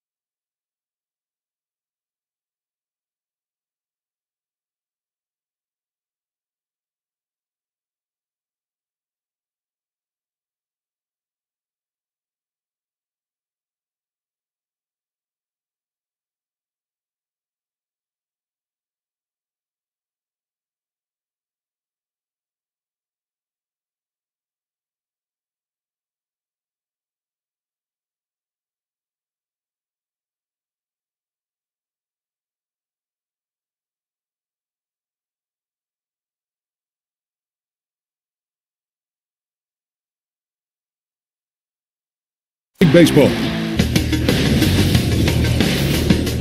The Arizona Fall League Championship is presented by I Promise. And we're back here on the Movie Network taking a look at some more picturesque shots of Arizona.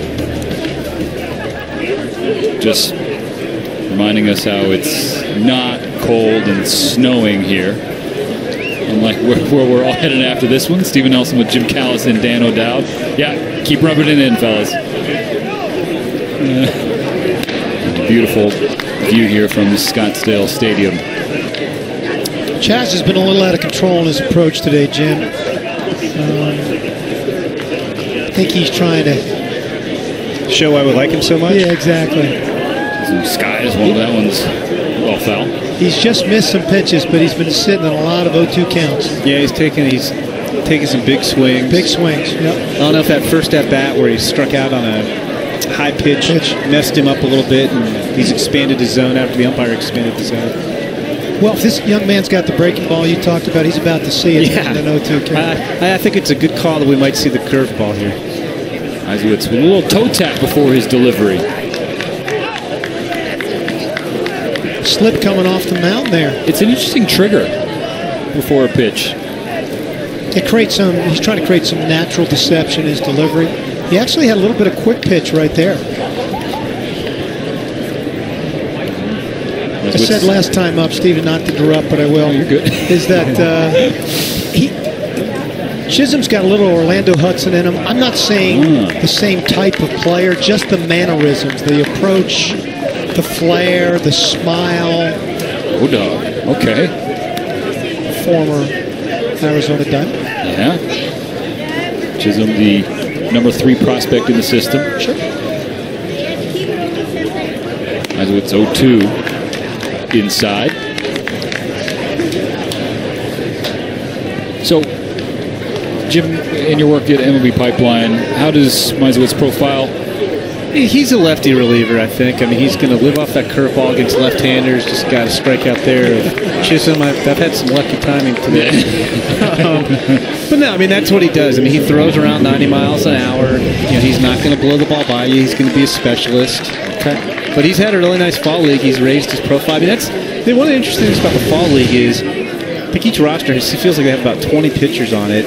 And you see a lot of relievers. You get a lot of one-inning looks at guys during the 30-game regular season, and a lot of guys kind of, if you're a reliever, you get an opportunity to really make a name for yourself here. You really do, and in front office, too. You pay attention to what goes on in the Arizona Fall League, and guys have the ability to really take their career to the next level, at least from a perception standpoint. Yeah, I mean, I think a lot of times you'll see teams will be uncertain as to whether they want to protect a guy on the 40-man roster or not, which is a decision that has to be made by Tuesday, 3 days from now. And a lot of times you'll send multiple relievers here, and the guy who fares the best, a lot of times that'll be the guy who gets protected on the 40-man roster. Fuentes rolls it over to short. Fox's throw, though. For me, you can see that play right out of the gate, Steve, and his angle that he took to the ball, his first step to the ball. To me, that's a ball you've got to circle around and come through and make the play. That's just a bad angle to the ball. Watch, see it. That's a ball he's got to circle and come through. That's not a backhand play. Those little things, keeping an eye out for in the Fall League in this AFL championship game. 76 for Peoria and a runner aboard for Salt River. First pitch swinging. Hilliard, who singles into right field, so a pair aboard now for the Rafters.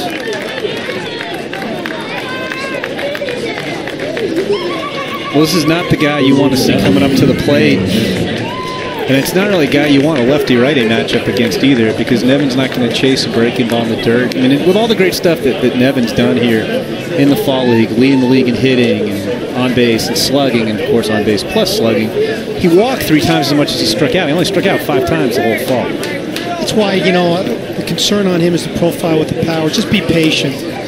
When you have plate discipline and you can backspin a ball like this kid can, the power's going to come in time.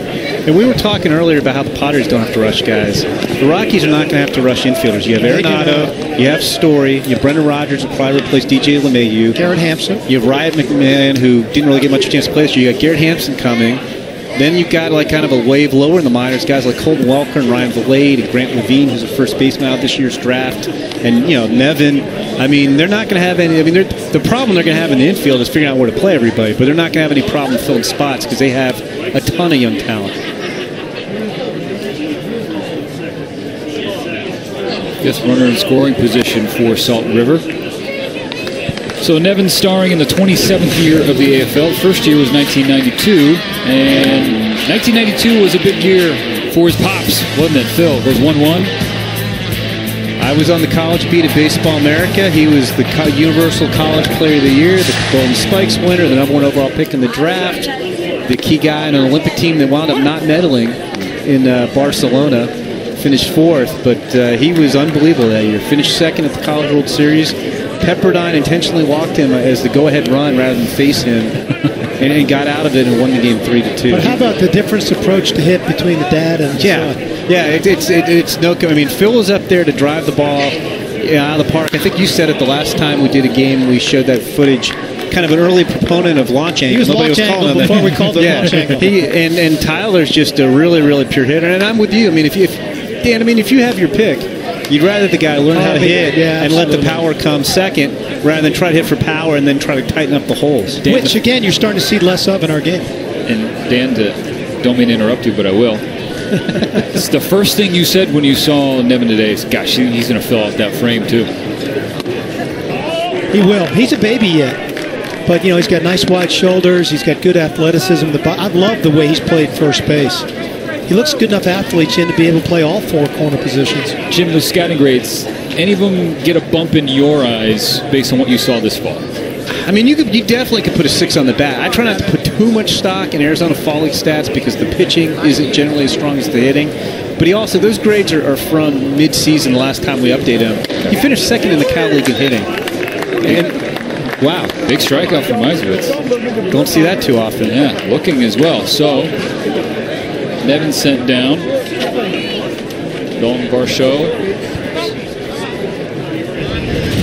come back up to the plate. He scored the second run of the game for Salt River. Go ahead. One, I don't think that was a strike. Number two, that's a perfect pitch. That's incredible execution. There's no way he can get to that ball. And DiCarlo did kind of a nice job of subtly framing that. DiCarlo's been very, very good back there. He's got a little bit of Hundley in it for me back behind the plate. Body type, the way he moves, some pop in his bat. He's only good catching for 2 years too. He was a overslot second round pick out of high school as a third baseman, but that he did it without being overt. Like I always laugh when you watch a guy and he clearly moves his glove. Like the umpire's not fooled when you move the glove. No, you just got to catch it. Kind of catch it and not move the glove too much. You kind of turn the glove a little bit. And you're not really catching it for the umpire anyway. You're catching it for the pitcher. The pitcher has confidence in the catcher that can catch the ball where he's throwing the ball.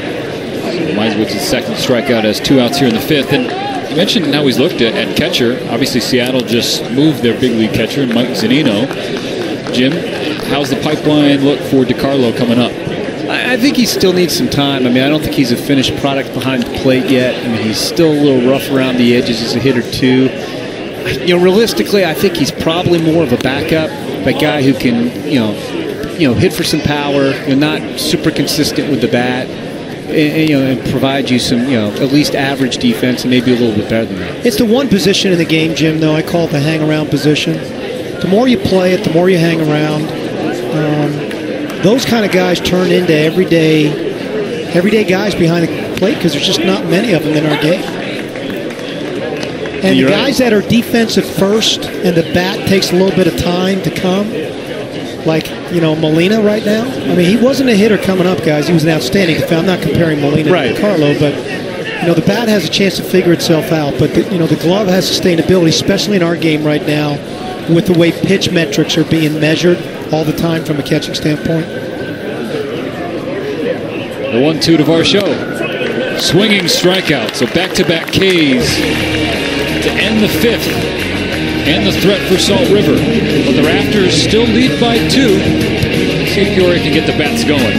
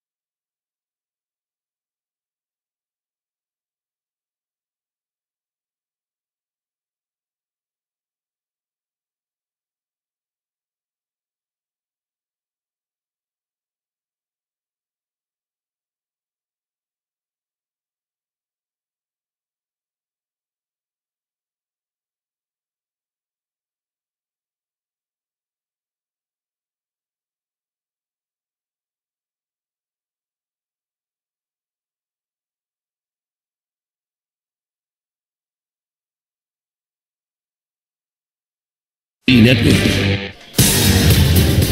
The off-season is on MLB Network, featuring an all-star lineup led by baseball's only off-season TV morning show, The Hot Stove. It's game on 24/7, 365. Baseball never sleeps on the network, you know it. And right now, MLB Network, it's our pleasure to bring you these 2018 AFL Championship game. In the bottom of the fifth inning, Salt River leading Peoria 2-0. Kristen Pache, first batter. Skied into center field. Harrison's got a beat on it. Watches it come into this glove. A little bit of flair. I love it. Jim was crushed about that, Scott. He didn't get a chance to talk about Pache. We'll have another opportunity. New pitcher in the ball game for Salt River in Jesus Tinoco.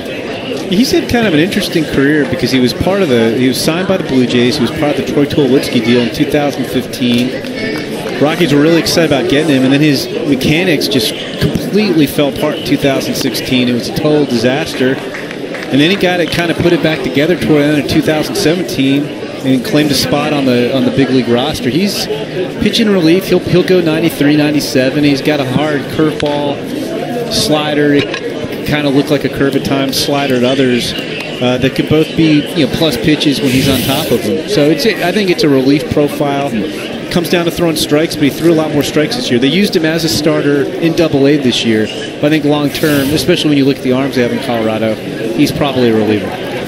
He is one large human being. It's like watching Dylan Patanzas a little bit on the mound. It's that size. It's very intimidating body type. High fly out for Allen. I agree with Jim, though. I mean, he does profile more for me as a reliever.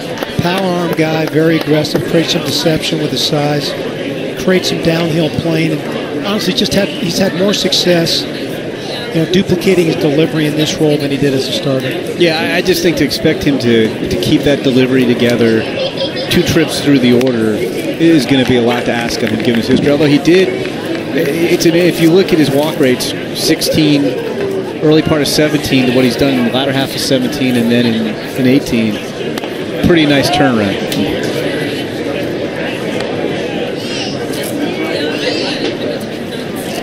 Unpredictability of trades. You thought, Hoffman was the centerpiece of that deal, and he has really just his career's kind of plateaued with the Rockies.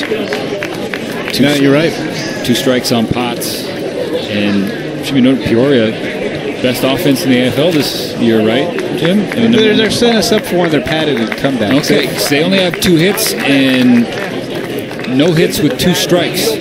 Well, they need to get going, too, because the plan for Salt Lake, they have 2 really dynamic relievers, and Kevin Ginkel and Justin Lawrence, and the plan is to turn the game over to those guys, 8th and 9th, and maybe even the 7th if it got that way. And they're building they got 4 innings out of Yamamoto, and they're building the bridge pretty well here so far with Tinoco. Big strikeout. Quick 1-2-3 inning for Jesus Tinoco. So he maintains that 2-run advantage for the Rafters. Through another frame here on MLB Network.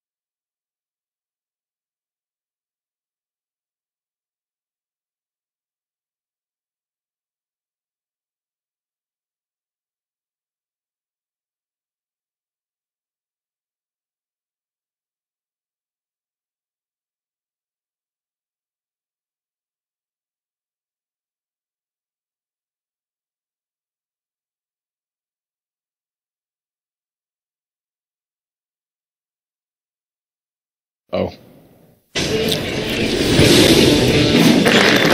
So before the championship game, some other hardware was handed out, including the batting title to Tyler Nevin, led the AFL. What was his average, Jim? Something crazy. 442? I want to say 436. 436. And that's without looking at 442 was Keston here at UC Irvine. You're right. We both have the same number on our mind. Cole Tucker, Sportsmanship Award, an Arizona native. He talked about how special it was for him to receive an award representing the Pirates organization. Then Keston Hira, winning the Joe Black MVP Award, was first presented in 2002, named in honor of Joe Black from the Brooklyn Dodgers, the 1952 NL Rookie of the Year.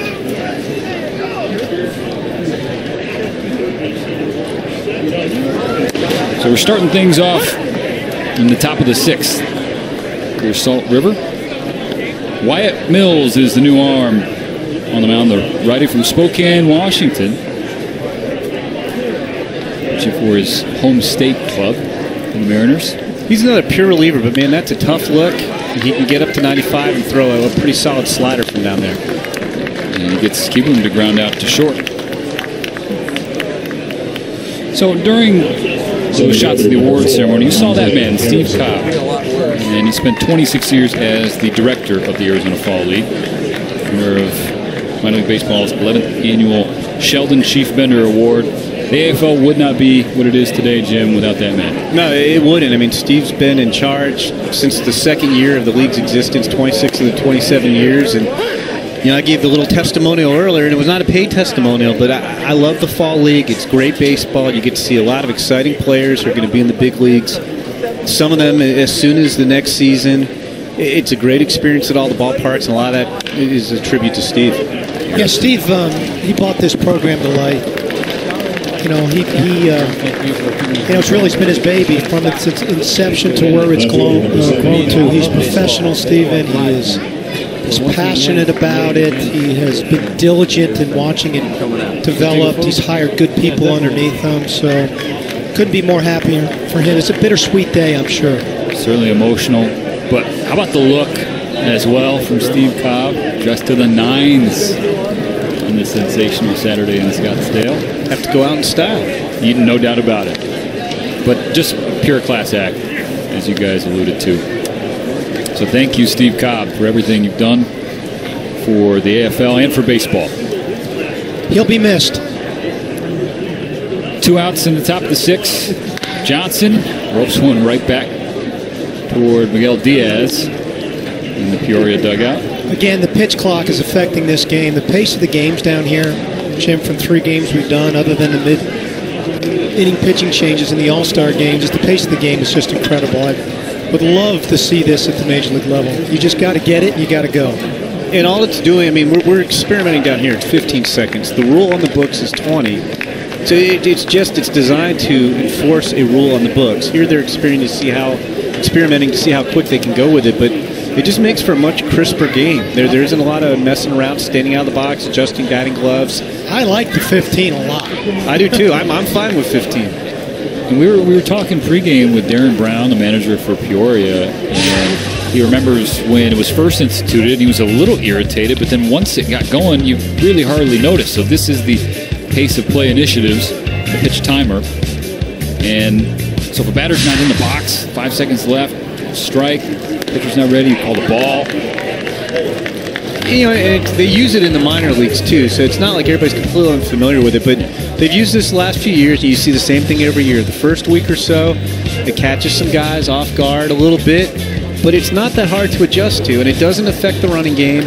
You can reset the clock by stepping off the rubber, so it's not like you're locked in and the runner can time you. It really doesn't take away from anything. It just makes for a quicker, crisper game. 1-2-3 inning for Wyatt Mills after Johnson grounds out to Hira. 3 batters, 3 groundouts. Camelback Mountain. Another beautiful sight here in Arizona. Let's see what the Javelinas bats have to offer in the bottom of the 6th.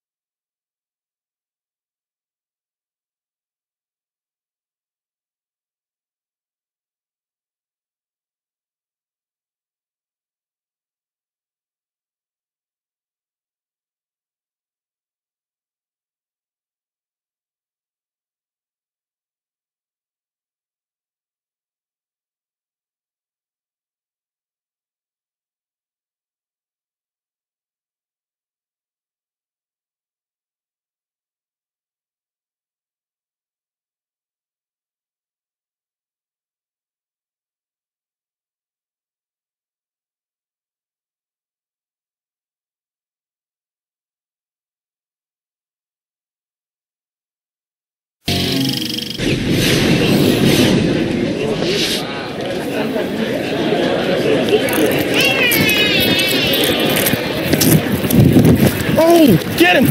Get him! Oh my God!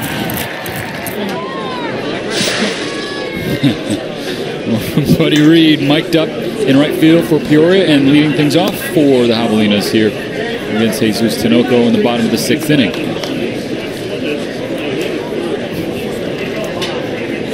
You felt good about that throw out of the hand. We talked about his approach. You can see even here, first pitch of that bat, he's choked up about an inch on the bat, looking to make contact. If they get on, they have the league, one of the guys who tied for the league home run title, Braxton Davidson, coming up right behind him. Big chops it foul. So you have Manny Margot, Franchi Cordero, Jankowski, and then Buddy Reed there, 23 years old, switch hitter. Well, the one thing Buddy does that some of those guys don't do besides Jankowski and Margot is that he actually is a plus defender though too. Jim's right. It just comes down to if the bat plays enough, the rest of the package is very exciting. And if it doesn't, I think he still has a career. I mean, he could play anywhere in the outfield because he's got the arm. And he can run, so it gives you that. He's got some pop. He's going to add something in your clubhouse day in and day out. Yep. Breakout year in 2018. We attributed that to kind of rediscovering his swing, playing Australian baseball last offseason, adjusted his swing path a little bit. You know, with Ottaviano's more than likely gone from the Rockies, this young man has a realistic opportunity to talk about Tinoco. To fit into this bullpen at some point in time, if not out of spring training. No, I think you're right. And if that happens, this league will be a big part of it because he's had a nice fall down here. Absolutely, Jim. And that's a huge part of the fall league. If people do not pay attention to the AFL and are watching right now, maybe you should, because you think back a year ago, Ronald Acuna Jr., Gleyber Torres started in this league. We mentioned 19 MVPs. But it's all the relievers, Steve, and then, we focus some on the high-profile superstar guys come out of the league, but it's all these relievers that end up pitching in the big leagues the very next year and helping their teams. And especially the way that the game is evolving. No doubt. You go through a lot of pitchers. With bullpenning, you're going to access a lot of the talent in your own systems. I remember seeing Roberto Osuna here a few years ago, coming back from Tommy John surgery. The next October, he was closing games in the playoffs for the Blue Jays. Buddy Reed grounds out to Keyboom at second. He's out number 1. Here are some AFL alumni to win league MVP in the big leagues. You got the Machine, Dustin Pedroia, a competitor. His name is out. Well, bullpen in right field at Scottsdale Stadium. Best player in our generation sitting in that bottom right-hand corner, though, and Michael Trout. There we go, hitting that shift again. Oh, no.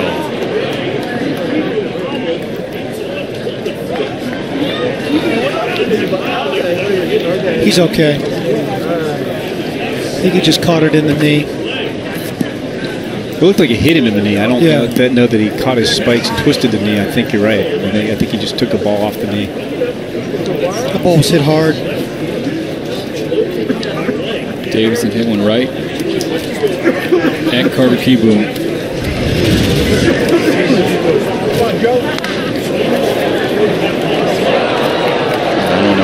I don't know. I think he might have caught a spike. I don't know, fellas. Yeah. The reaction just did not. Good, but it's good to see him up. Maybe it was just a scare.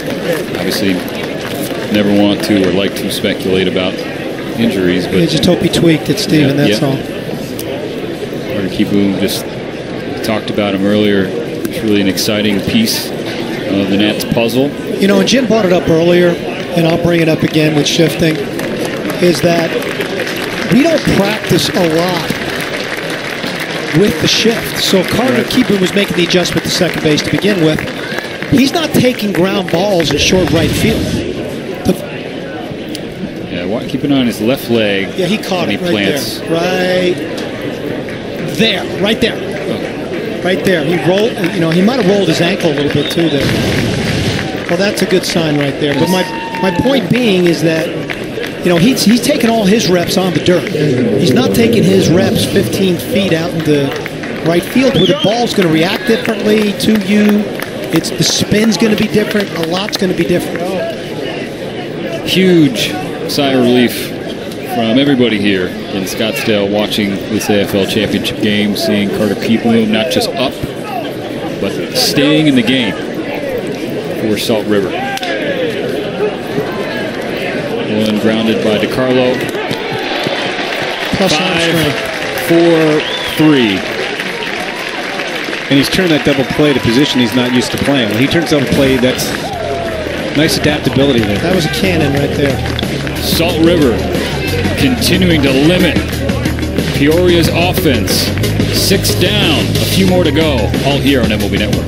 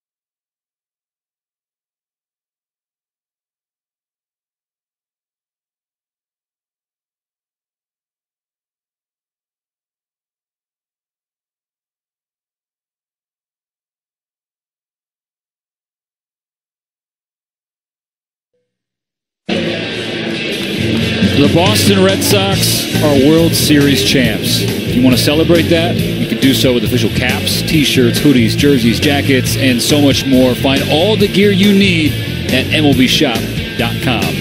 And Play Ball is MLB's initiative to inspire all forms of baseball and softball participation, making play opportunities available and fun for everyone. Want to learn more? Head to playball.org today. More action from Scottsdale, Arizona, and Scottsdale Stadium. I'm Stephen Nelson with Dan O'Dowd and Jim Callis here for this 2018 AFL title game. The Salt River Rafters and Peoria Javelinas. And let's take a look at how that last inning ended with a double play turn by Kieboom at second base. I think it's really interesting as he makes this adjustment going to the other side. His feet need a little work, but right there, that, guys, is what is known as a well above average arm. It's easy, it's got spin out of the hands, and his footwork will get better the more work he does at second base. Of course, it was just cool to see him make a play after the scare in shallow right field. He was there for a shift. The grounder hit hard toward him. Looked like his left spike caught in the grass, tweaked his leg in some way, shape, or form, but was able to stay in and make a play. Come on, Mr. Chisholm, put a ball in play this time up now. Come on. So we hyped him in the open. It's killing me here, son. Daniel Brown, the lefty, out of the pen. Chisholm rolls it over. Well, that's not exactly what I had in mind. And Davidson secures the out. Hey, but after 3 looking strikeouts in his first 3 plate appearances, puts one in play. No coincidence he was swinging at the first pitch. Yeah, there's no coincidence. When you've had 3 punch outs, you're out there. I'm not going to get deep in the count this time up. Here's Josh Fuentes out of the Rockies organization. And listen, you know, whenever I'm hanging out with you guys on MLB Network, I want to pull the curtain back as much as we can. And during the break, we had a Rocky fan come up to us here in the booth and introduce himself to Dan O'Dowd, and just effusive in his praise, said how much he loved you, how the great job you do. DOD, I mean, that must happen quite frequently whenever you're out. Yeah, as I said as he walked away, I think that might have been the only Denver fan that really liked him. He wasn't related, though. He was not related, no.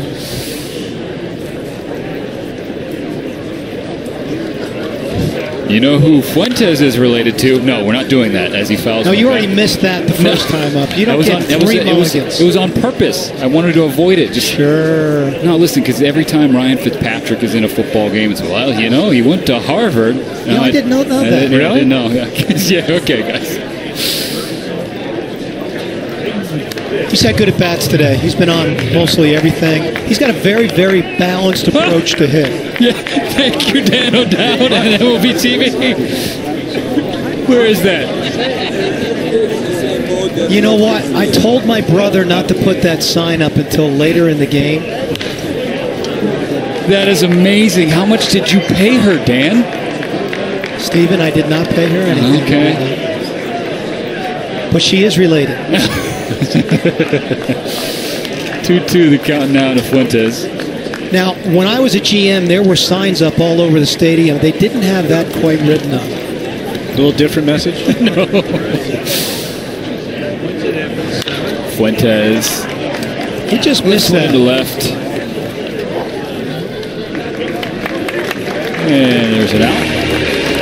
The third and final one of the top of the 7th inning. So Peoria back to the plate. Still down 2-0. Shouts to that fan.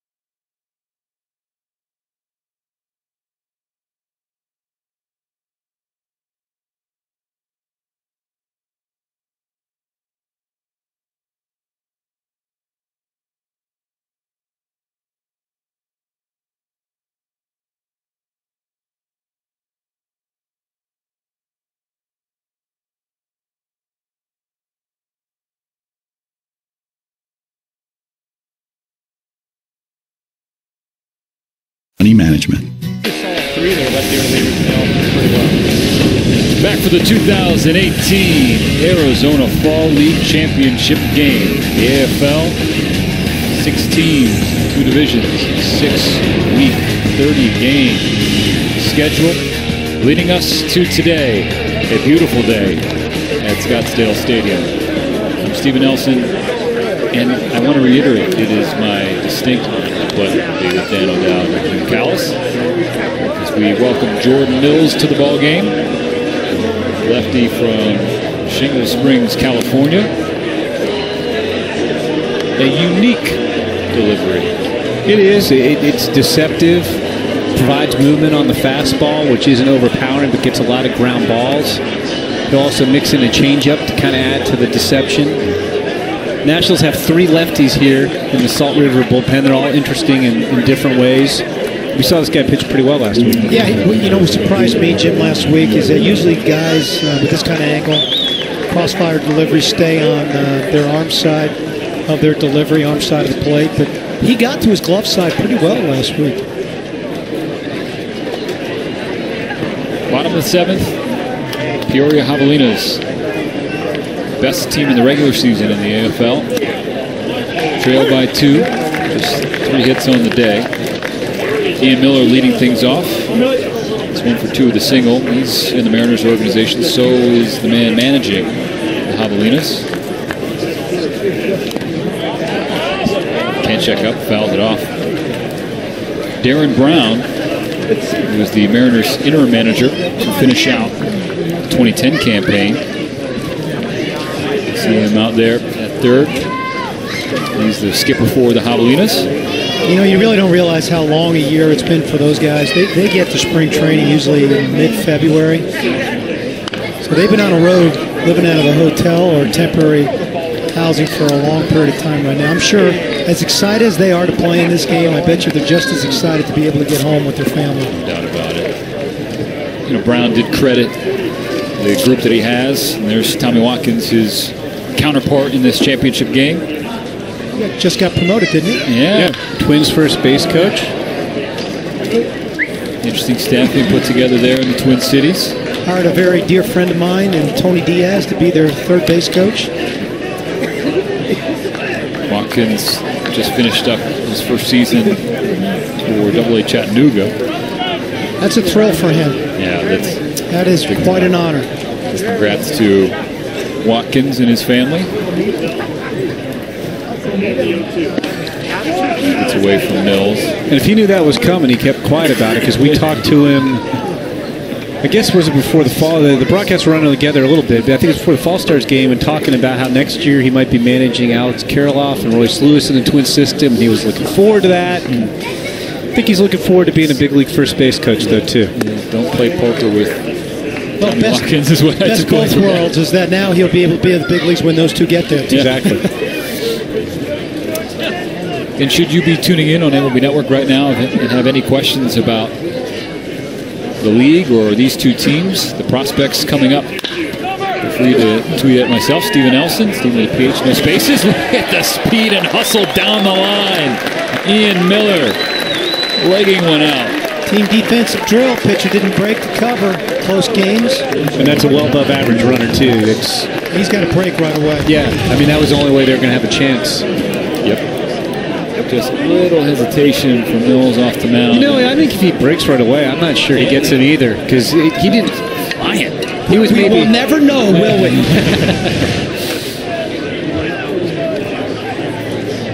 Well, Jim Callis, you've been talking about how this Peoria team will rally. They've done it all season, and you know, we mentioned before, you and I were talking to managers before the game, and the plan for Salt River, they want to go Kevin Ginkel in the 8th and Justin Lawrence in the 9th, 2 of the nastiest relievers in the league. So it should be fun these last 3 innings to see if the Javelinas can come back. Now we got to give you a quick quiz, Steven. This is your first game. What is a Javelina? Do you know? Pop quiz. I know. I'll take the L on that. You can't spell my last name without it. I do not know what a Javelina is. Well, I'll guess a desert creature. Correct. It's kind of like a pig, but it's officially a peccary.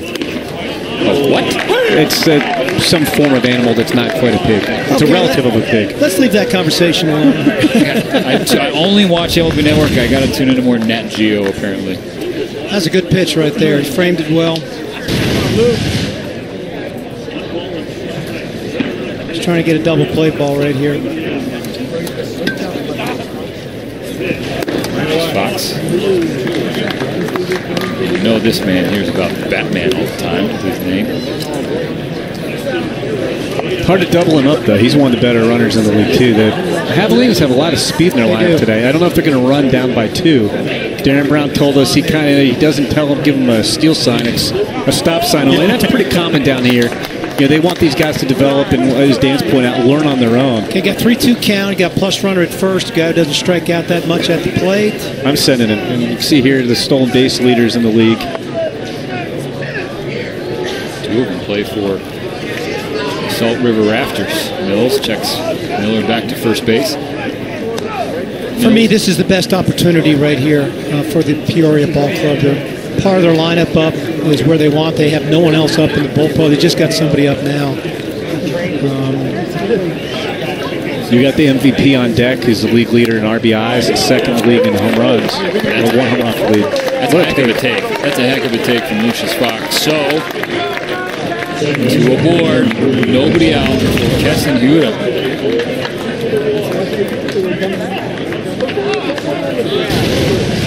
I want to hear from Huda in a minute at the plate, but right now let's check in on his teammate Buddy Reed on the mic. Don't let us get hot. Let's go. Right here, right now. For the boys. For the boys. Right here, right now, the message from Buddy Reed, the right fielder. That young man's got some personality. Let it shine, my friend. Let it shine. Just like you, Steven. I'm your favorite, man. Well, I'm like your... Let's stop there. 70. I'm trying to count how many. Where are we going with this? On-camera people work at the network. Your 81st favorite. Buddy Reed wearing. I should have said 85. That was mine. There was the opening. RBI opportunity for a guy who led the league in RBIs. As Jim alluded to, the MVP of the 2018 AFL season, Keston Huda. Starts him out with the first pitch breaking ball, backdoored it. Again, he's trying to throw one pitch and get 2 outs. Keston 0 for 2 with a walk. Trying to push a run across against Mills, who doesn't give up many runs. Or hasn't this AFL season. This is trouble for Peoria. 5 for Tree. What an out.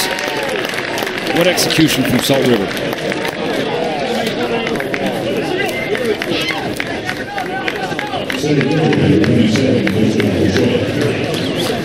Well executed pitch right there. Breaking ball down, had him out in front, rolled him over. And again, Keyboom is learning the position, but you know, that arm strength is pretty special. Yeah, again, shortstop has been in position coming up. Great feed by Fuentes, Steven. Just where it was perfect for him to turn. Pache chops over to Chisholm. Long throw. But he put some jazz on it. So a first and second, nobody out jam. No problems for Mills in Salt River's defense. Chisholm dropping back. Thrown across the diamond for the third out. Salt River still on top.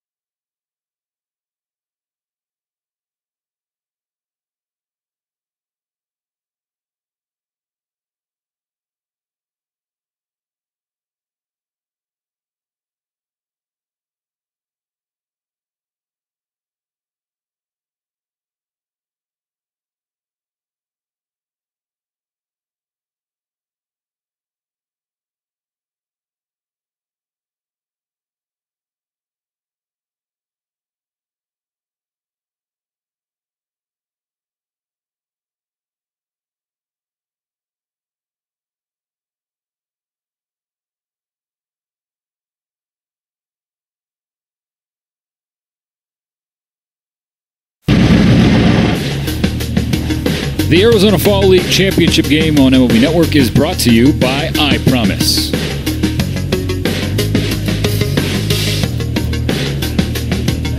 The shadows starting to creep into play here at Scottsdale Stadium. First pitch swinging for Hilliard. He's aboard with a base hit, his second of the ball game. Good swing, good approach, good way to lead off an inning. I'm sure they're trying to tack on a run here. They brought him in only to face the left-hander. Daniel Brown. Hilliard's got some really good athleticism, Jim. No, he does. Like I mentioned earlier, he was originally drafted as a pitcher. You know, he can run. He's got a strong arm. He plays a good outfield. He's got raw power. And today he's hit consistently, which is his number one on his to-do list. John Olzak coming in from the pen. Say hello to him on the other side of the break.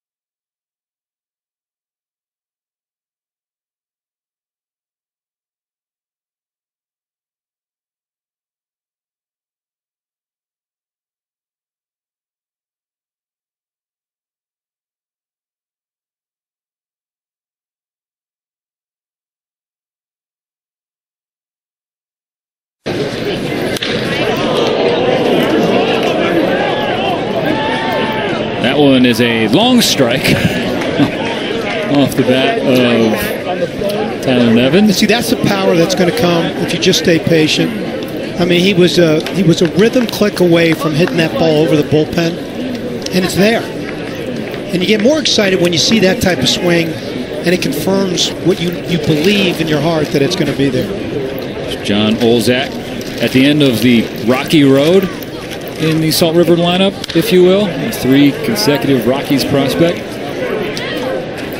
And that one is a pop out from Nevin.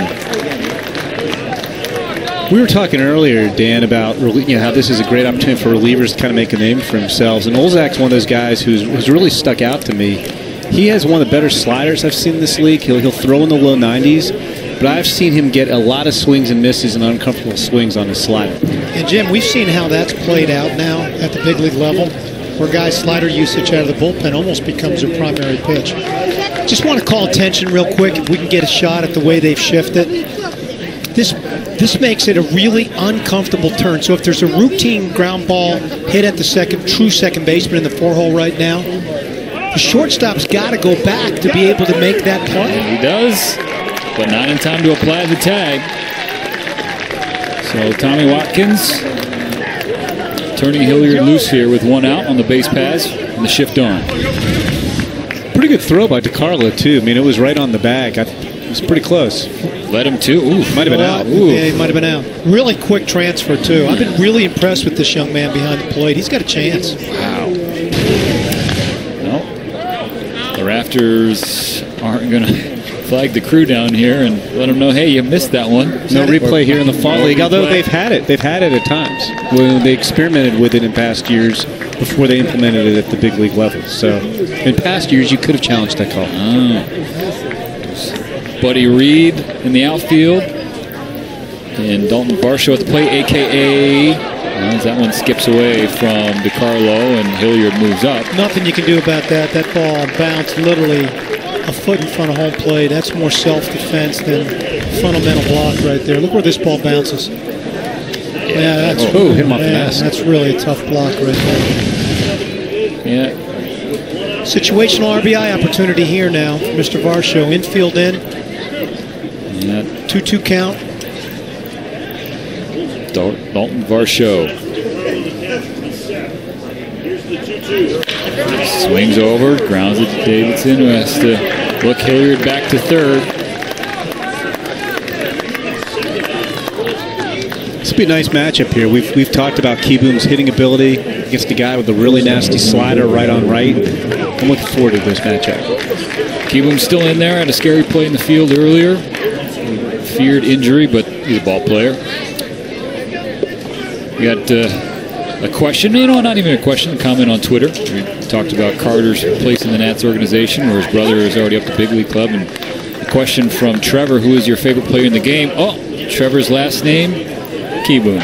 Trevor played as well. He played at my alma mater at Georgia. He's an agent now. And I answered his question on Twitter, and I said, your brother would be high on my list, but I really like Jazz Chisholm. He'd be my number one. And Trevor responded that I was a tough crowd. Jim Callis, a true pro, holding it down for us. MLB Pipeline. He's flanked by Dan O'Dowd here in the booth. I'm the jabroni, just lucky enough to be here with him. Stephen Nelson, as that one gets Kieboom up and in. This was the play I was referencing out in the field. Schiff was on, tweaked his left leg, went down. His reaction was what scared me the most. Waves at that one in the dirt. He's going to take off, so DiCarlo has to throw down. He does. So no damage done in the top of the 8th inning. The deficit remains 2 runs for Peoria. The Javelinas have Allen, Potts, and Buddy Reed due up next.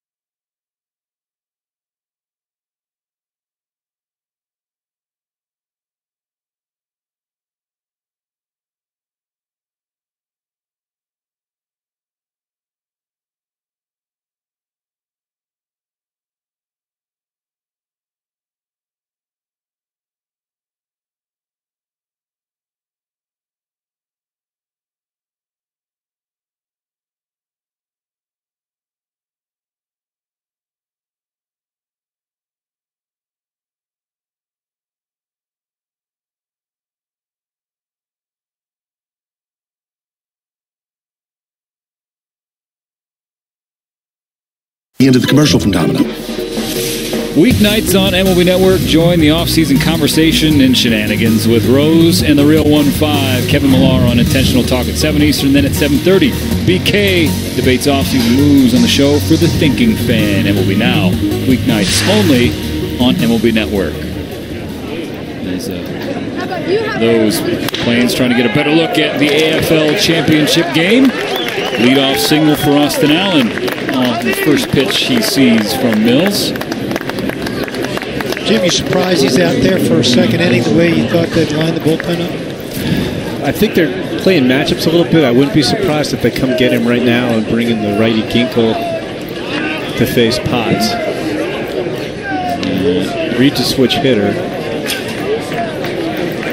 So a pinch runner in for Peoria as well. Izzy Wilson.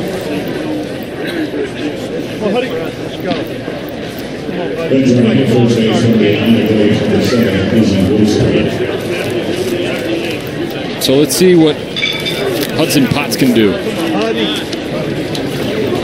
Has a walk to his credit today. Over this guy, let's go. Action.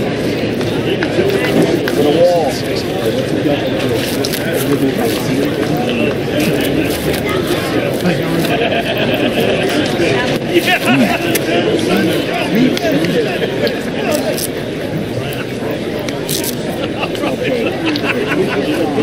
Mills staying in the game for Salt River, nursing a 2-run lead.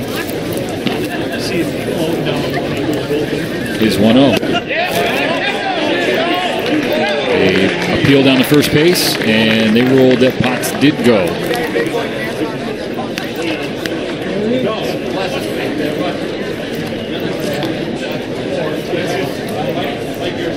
Six more outs for Peoria to try and win this ball game.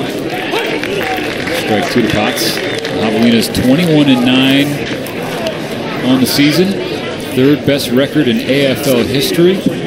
Top offense. Number 2 offense was Salt River. 1-2. Potts does not chase.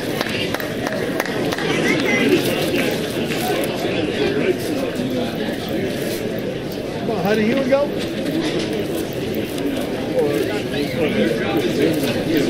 Izzy Wilson, the pinch runner over at first.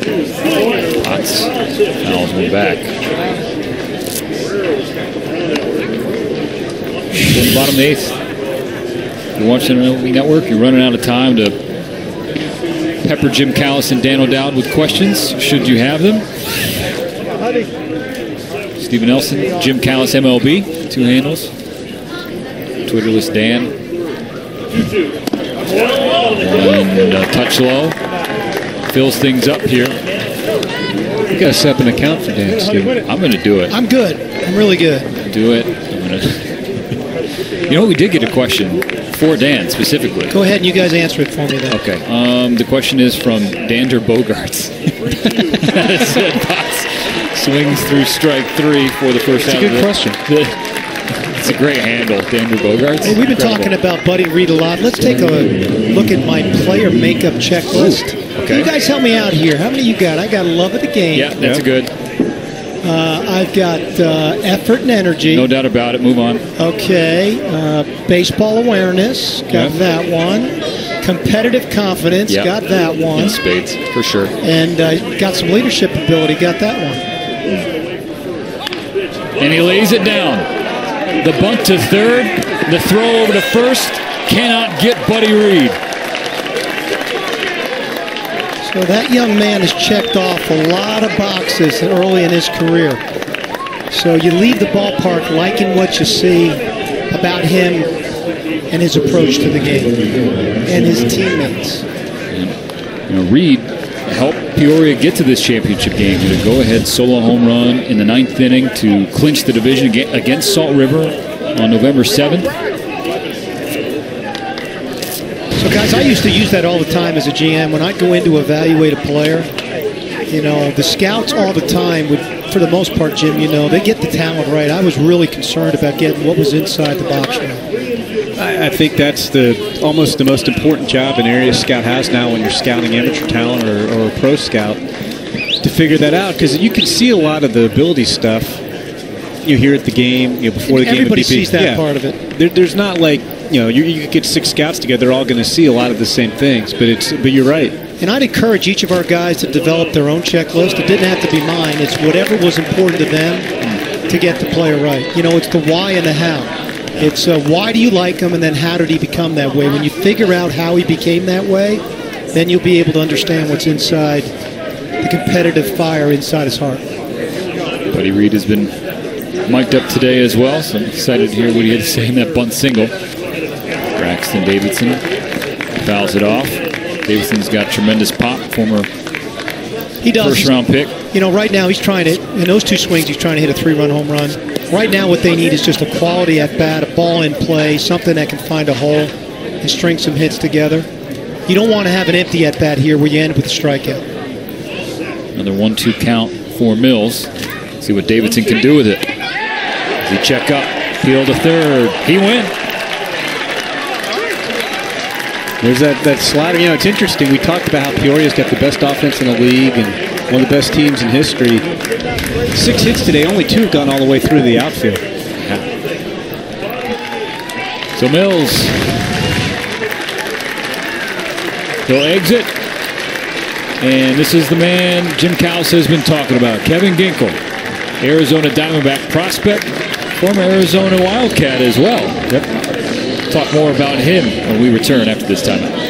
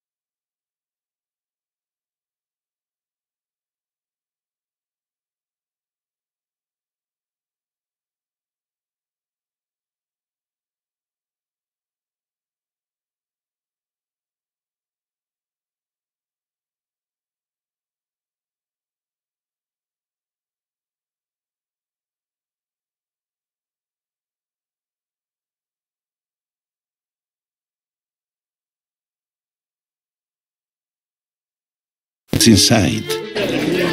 A big spot for Kevin Ginkel and the Salt River Rafters. They lead 2-0 in the bottom of the 8th inning of the 2018 Arizona Fall League Championship game. Runners on first and second, 2 away. Joe DiCarlo the batter. First pitch from Ginkel. Breaking ball misses outside. The D-backs didn't have to go far to find Ginkel. To Tucson, University of Arizona. 24-year-old righty try and get out of this 8th inning. It's the outside part of the plate. Jim, I'm wondering how soon we might see him up at the big league club, given how he's performed in the AFL. I could see it next year. He performed very well during the regular season, too. Averaged 12.9 strikeouts per 9 innings, ERA under 1.5, threw a ton of strikes. He's averaged 14.3 strikeouts per 9 out here, obviously smaller sample size. Throws a lot of fastballs, although he's gone breaking ball a couple times here. Throws hard. He'll be mid-90s. So if he hasn't pitched to AAA yet, I would think the normal path for him would be to spend some time in AAA next year. But teams are always shuttling pitchers up and down. Could see him up in the big leagues next year, I think. Guns out for Ginkel. DiCarlo. Boy, there's some effort in this delivery. Yeah, I mean, it's a reliever delivery all the way. He's really letting it go. But there's effort there. Faced all D-backs minor leaguers. ERA, strikeouts per 9 innings, whip, and look at that appearances. Look at that strikeout to walk ratio, Steve. That'll play. That works. And it was over 8-1 also during the regular season also. So even though he has effort, it doesn't prevent him from throwing strikes. There's a strikeout from Ginkel. And some fire out of the D-backs righty. As he gets out of the 8th inning jam. We're on to the 9th. Salt River still up by 2. They can taste the AFL title.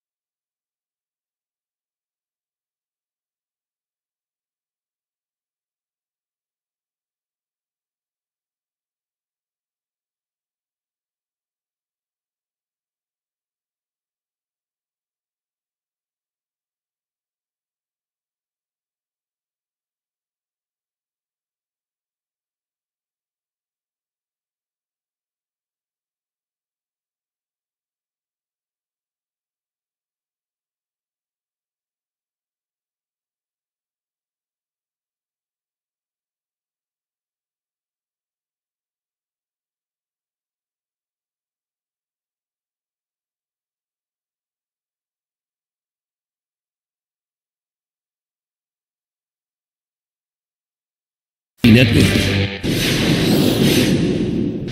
it's been a fun 30 games. It's been awesome. Is that Camelback right there? Yeah. You ever climb it? Mm-hmm. I don't think I could do it. Yeah, you could. I mean, I could, but I don't think I would want to. I'll do it before I well, I'll do it.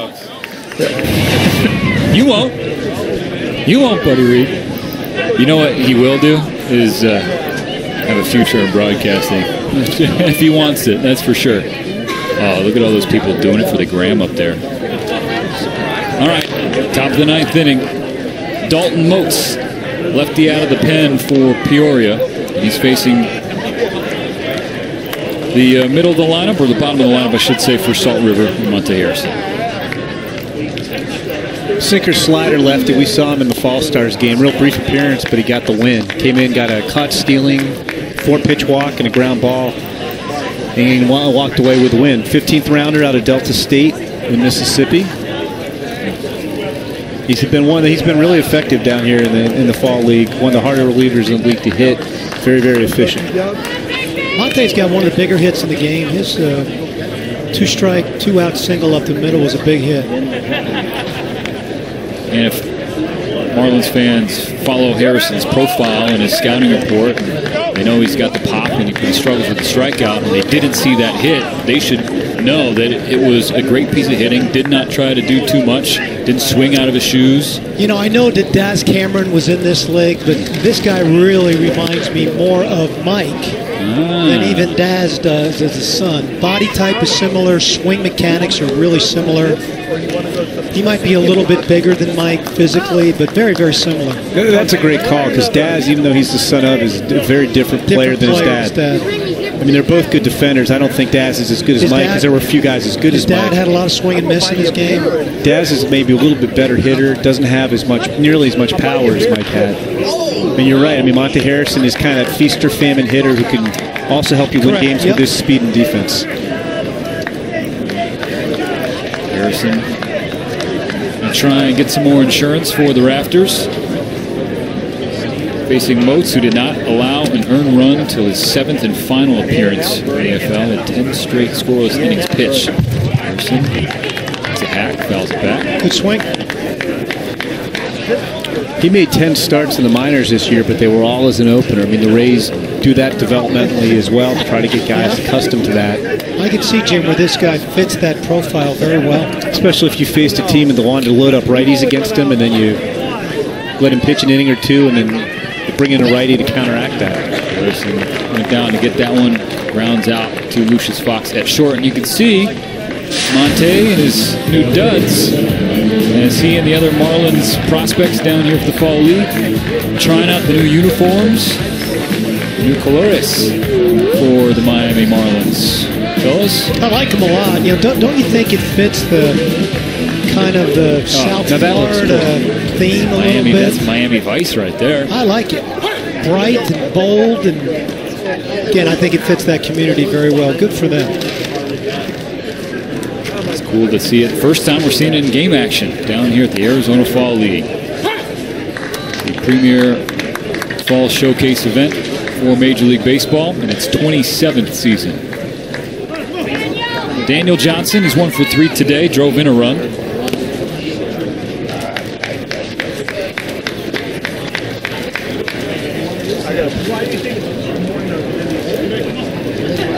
I don't know if he's going to have a chance to play regularly in Washington because they have all those young outfielders we talked about earlier in the broadcast, but he's got some tools too. He can run. He's got a well above average arm. He can play all 3 outfield positions. He's got power. He strikes out here, but he's got he can do a variety of things. I think he's going to be a good 4th or 5th outfielder in the big leagues. Well, you know, you look at him and Michael Taylor as a combination 4th and 5th outfielder. That could give you one of the more athletic backup outfielders in the game. Yeah. And then you count Adam Eaton and Victor Robles in that outfield too. That's a lot of athletes in that outfield. Again, as we talked about earlier in the broadcast, I love their young players. Last of the order for Salt River here in the 9th. And Trace Barrera. They could add a young, dynamic catcher into their mix. And a little bit more pitching depth. It's a very interesting team. They have some established, really star quality players now without Price. Right. That's the thing. If you just saw an outfield and you saw Juan Soto, Victor Robles, and Adam Eaton, you'd go, all right, you can work with that. Oh, yeah, no, that's really good. And then Trey Turner and Carter Kieboom is your double play combination in the long term. And Rendon at third. 1-1. Lifted up by Barrera. Charging is Miller. Just foul. I like how the ball boy down there jumped into the stands to get out of the way. So really, he's taking no chances. Now that athleticism was really impressive. Yeah, we got a hot jump. Need the side-by-side of him and Monte Harrison's. I might have to do my board on that athleticism. He's Dan O'Dowd, along with Jim Callis and myself, Stephen Nelson here.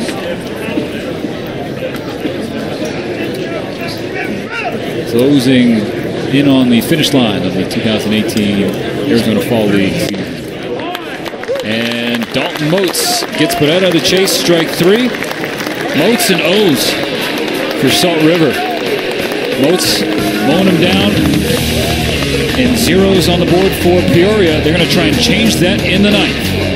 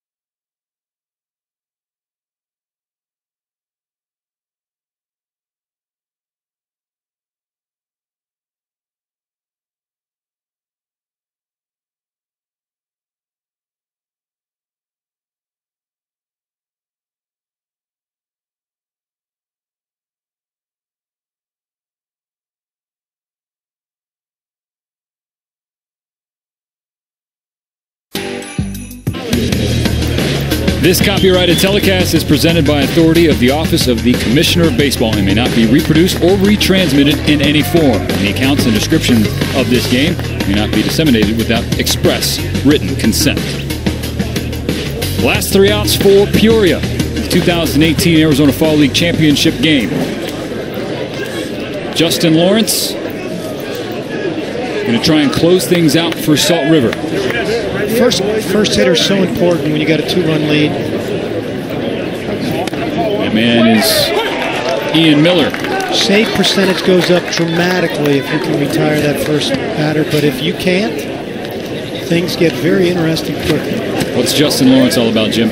He's about the nastiest pitcher you could face in this league in the 9th inning. He throws from that really low angle, and he throws hard. It's not like a sinker in the low 90s. It's upper 90s. It still has sink. He was a guy who was a two-way player. Jacksonville didn't play, started experimenting with his arm slot, and he went to Daytona Beach Community College and developed that pitch. 12th round pick, great draft pick.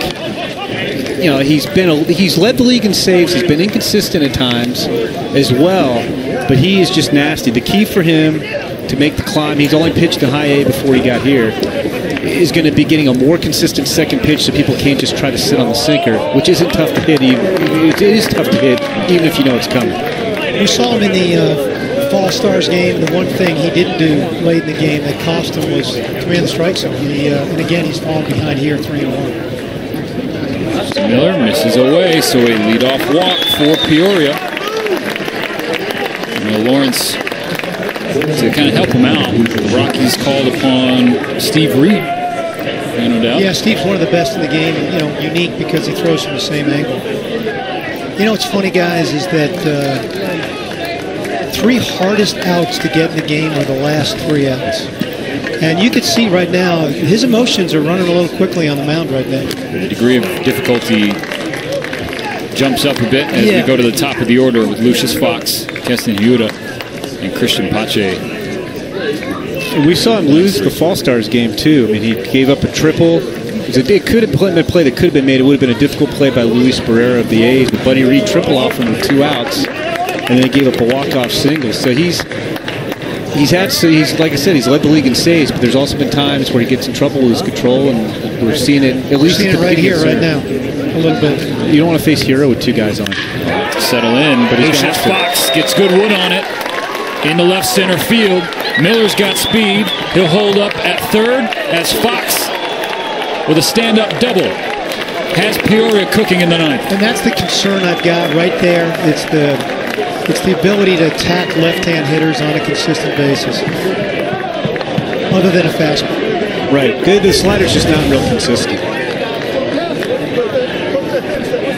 It's a fastball he left right out over the plate there. Lucius Fox probably couldn't have placed the ball better than that. That ball is smoked. And this is because you have the AFL MVP is Fox. Ooh. And no replay. He's got a slide there. The play's in front of him. Wow. That's all on him. Okay, so a mound visit here. Let's see. Watch. Right. Boom. He's out. Boom. Yeah. Wow. He's out. Big play. Massive play and a huge break for Peoria. It does show you how replay has dramatically changed our game. That's 2 times now we've seen plays that would have been overturned. So, Dan, I'm not trying to put words in your mouth here, but do you want replay? Do you want any drawbacks on how? It just has to be quickened up a little bit for me. I love it. I think it's been great for our game, just like it be done a little quicker. So AFL MVP Keston Hiura out at the plate. Pitch gets away. Coming home is Miller. He slides in safely. And a throw from Barrera has to be backed up as Fox moves up to third. It's a 1-run game. I tried to tell you guys, Peoria's done this all season long. We didn't buy it, and now here we are in the 9th. The money inning. Jim Callis. That's why you're the best. He's really overthrown. He yanked that thing to his glove side. He did that a little bit in the Fall Star game. We've seen the second time now where his emotions, again, this is the next step for him in his development. He's going to have to learn to slow his heartbeat down. Infield in now. Good next two hitters, exceptionally good hitters. The 1-0 to Hura. It is not chased. It's 2-0. Now the Javelinas had a walk-off win in their last regular season game, furthering Jim Callis' point about how good this team is. Well, he's digging a hole for himself, and he keeps pitching from behind. The 2-0 to Hura. That one misses away.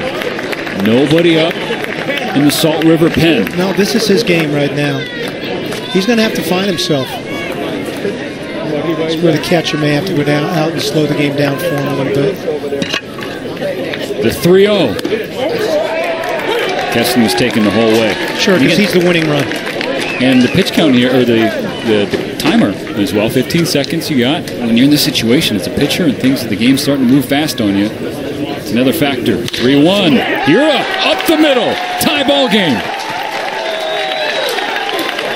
Really good piece of hitting there. He knew exactly what he was trying to do. Didn't do too much. And in the blink of an eye, it goes from a 2-0 Salt River lead to a 2-2 tie game. Still nobody away.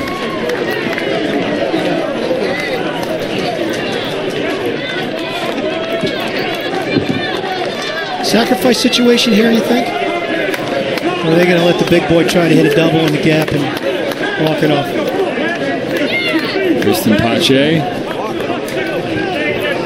You know, it's interesting, too. I mean, we still have 3 outs to play with here, but they play all kinds of different rules here in the fall league. Extra game, you can't have a game go past 11 innings because of Frank Robinson rule. And they start extra innings with the runner on second. However, in the championship game, all that's moved. We played normal baseball today the way it should be played. And we could play 18 innings, Dan, possibly, if we wanted. I would have loved to see that. I've never seen that rule in place. I would have enjoyed seeing that today. So a big out for Lawrence and Salt Rivers. Pache pops out to short. Did get a question online. I want to answer it real quick from Holden Perkins. You have a comp for Pache? Jim Callis. Come on, easy call, baby.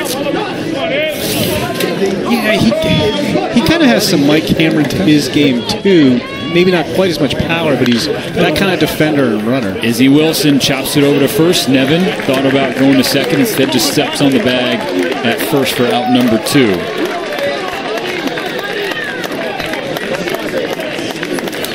So a little Mike Cameron. Yeah, I don't. It's not. That's the one that jumped to my eye, I think, as we were talking about. I was trying to think of great defensive center fielders. I like Cameron more than Andrew Jones as a comp. I want to see what 5-tool outfielder the Braves are going to send here next year. Maybe Drew Waters. Hudson Potts, runner on second. Ball bouncing around. Allows Hewitt to move to third base. It's a tough inning for a catcher. When you got this kind of velocity with this lack of command, it is. You're back there fighting for your dear life. Yeah, now the winning runs on third if another one gets by. He's not going to call a breaking ball again. I would run on third base. Hudson Potts has delivered in a walk-off situation before. October 29th, the walk-off single. Chance to be a hero. Goodwood, but right to third base. A rocket that would have ended the game and given Peoria a come-from-behind walk-off championship victory. Instead, you guys ready for some more baseball? Sure. Tied at 2 here at Scottsdale Stadium.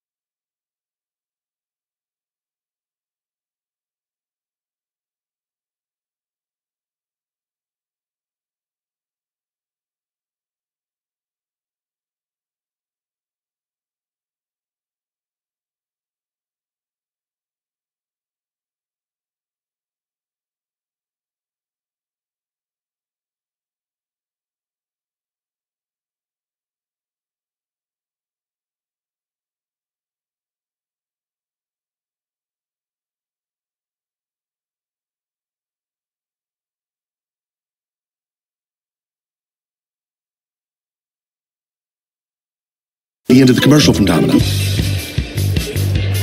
Notable Arizona Fall League alumni to win league MVP in the majors. That list has 19 players on it. Here's 6 of them. 6 really good dudes. Jim Callis.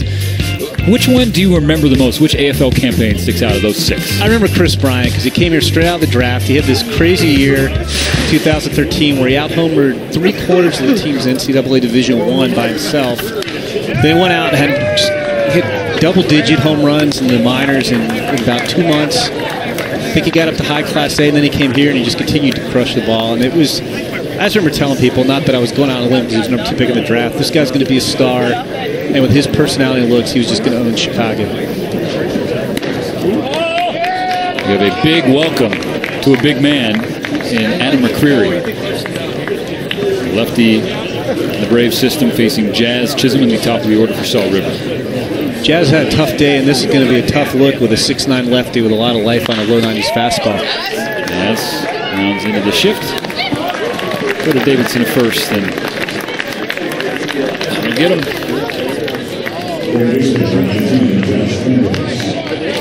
So, wow, after 8 innings of nothing doing for Peoria offensively. And Jim, you mentioned it, maybe 1 or 2 got into the outfield. Well, it's weird.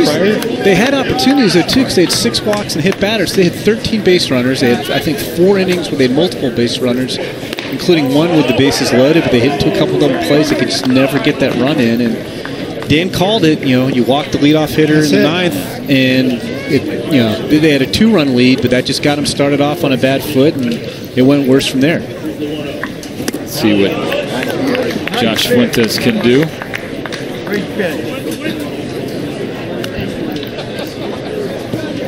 Here in the top of the 10th, and because of the Robinson rule, we won't see a crazy long game.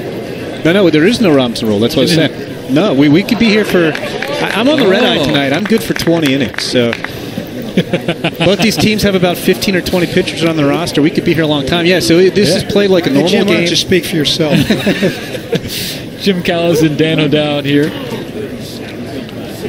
And then we'll be network in this special presentation. Stephen Elson, the guy they mistakenly gave the keys to the bus to this afternoon. Yeah, so now we got extra innings. You can get more questions in. We don't have the runner on second base, my most hated rule. See, I totally disagree with you on that. And it's an exciting part of the game. It's so artificial. Why don't we make it exciting and pull a fielder off the field every inning until we're left with just a pitcher and catcher? Now you're taking it to an extreme. Fuentes with a 1-out walk. For me, I wouldn't mind seeing games end in a tie. Well, that's fine, especially in a developmental league. Well, I mean, and they do that at the here. big league level. The only thing I think it's tough about that is with what you now spend on a big league ticket, I think there'd be some dissatisfaction. By the time you get into 13th, 14th, you're not at the big league game. But you don't have to stay at the game. So, I mean, nobody's forcing the fans to stay. If you're tired and you want to go home, go home. All right, so we're into Rocky Row. We are. Where you get to see the best hitter in the league in a moment. He's had a good day. This young man's had a good day at the plate. Don't need a home run here. Just need another base hit. Hilliard has 2 of them on the afternoon. He's faced a lot of lefties today, too. He looks comfortable against left-hand pitching. Yeah, he has. His takes are good. If I'm the Rockies, I mean, you're not judging a guy based on one day, but based on what you see today, this is the type of thing he needs to do to get the most out of his tools, which are considerable. Pitch from McCreary. It's Hilliard to chase strike 2. That's a good pitch. That's nasty to a left-hand hitter. Aaron Slegers at 6'10" was taller than McCreary among pitchers to appear in a big league game this season. They're listed at 6'9", 250. There's a reason for that. Taller guys have a very, very difficult time repeating their deliveries. Exceptionally hard to create that kind of a body awareness and athleticism over the rubber to be able to consistently throw strikes. He actually began his career down the road at Arizona State before transferring to Azusa Pacific. PU. Strikeout of Hilliard. It's been a tough out today. 2 away. with Tyler Nevin, batting champ in the AFL. Dan, you were saying before the game, and I think I agree with you, he would have been your MVP pick. He would have been. I think he checked off all the boxes. Great dirt ball read. Running down to second. Really good thrown out by DeCarlo was Fuentes, who's in a little discomfort or disappointment. So Peoria, they tie the game in the bottom of the ninth. What do they have in store in the bottom of the 10th? We're still tied at 2 thanks to this defensive play from DeCarlo behind the plate. Come back with us on MVP Network.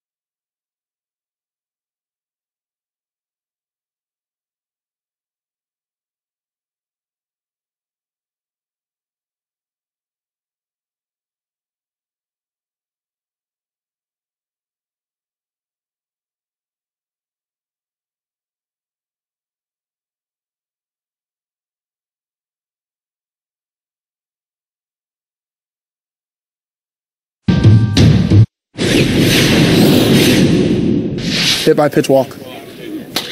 Yeah! That's the MVP! That's the MVP! That's the MVP! That's the MVP right there! Yeah! Let's go! Buddy Reed loving what he saw at the bottom of the ninth from Keston Huda. That reminding folks, that's the MVP right there. Buddy Reed was the MVP of the Fall Stars game.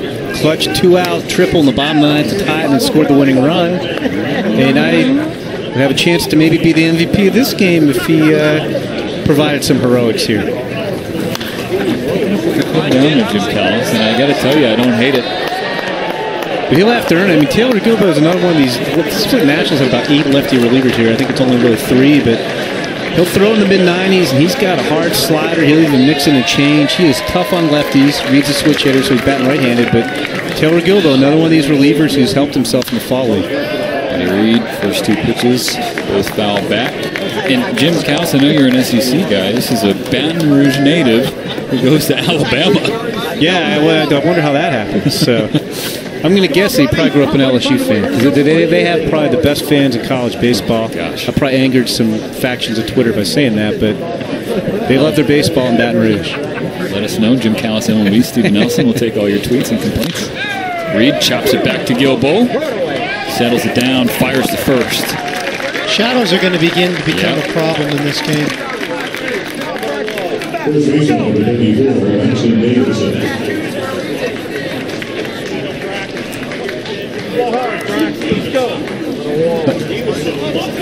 Let's see how it's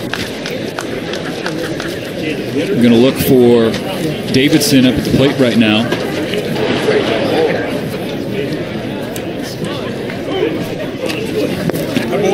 Facing Gilbo. We look from through here. Well, 3,217 people here at Scottsdale Stadium. Treated to some extra inning baseball in the Arizona Fall League Championship game.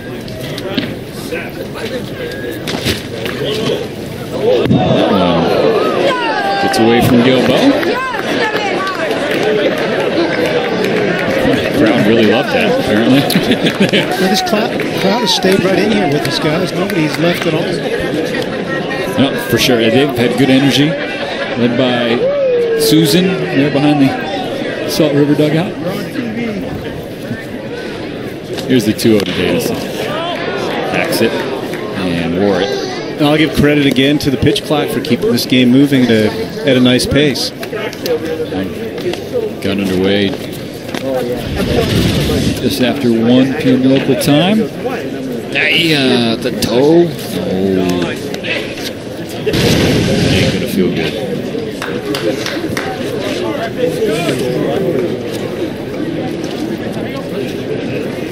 Davidson, though, can end it with one swing. Oh. Did you? Braxton Davidson walks it off, and Peoria wins the 2018 Arizona Fall League title.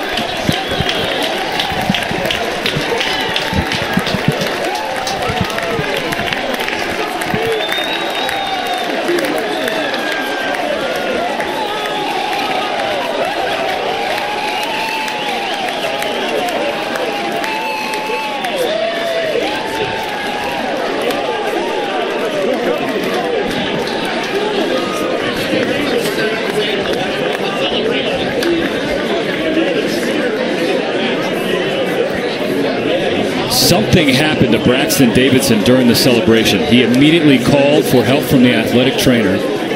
He looked like he was limping coming up the third base line. I think when he rounded the bag, something happened. Maybe he pulled a calf muscle or definitely pulled something as he rounded the bag. Because he was hopping on one foot as he got to the plate.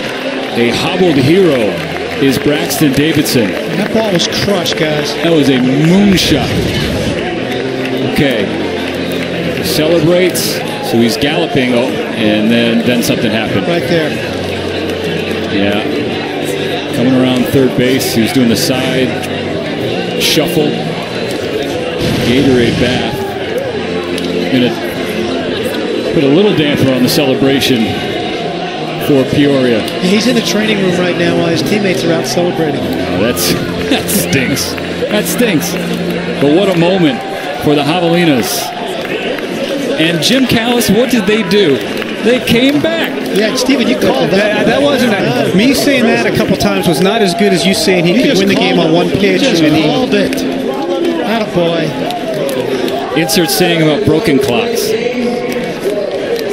And the devastation on the other side in the Salt River Rafter dugout. You know, both these teams really wanted to win this game. It was a highly competitive game, a ton of emotion, really well played. It really was.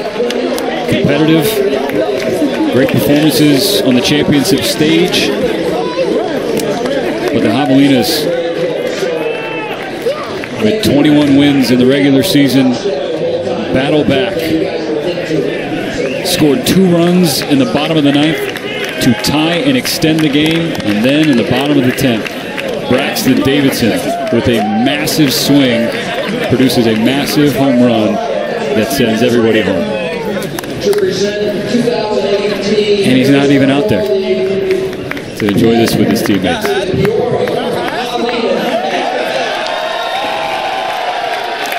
Jim Callis, back-to-back championships for Peoria. Just the second time that's happened in the history of the AFL. Yeah, I was surprised it hadn't happened more than that. And it's just such a tribute to this team and the way they played all fall. As I said earlier in the broadcast, last year's Peoria team that won the championship, the first one, was probably the most talented lineup I've ever seen in the Arizona Fall League from top to bottom. This team was talented, not that talented. They had a better record, one of the best records in league history, won it back-to-back. Best offense in the league, comes up with 2 in the 9th, and then the league's home run leader, tied for the home run leader during the regular season. Ends the season, put that ball up on the concourse. Wow. Buddy Reed, I wonder if the mic was able to survive the Gatorade celebration. You know, that swing reminded me of an ex-Parade first baseman in Mr. LaRoche. Oh, wow.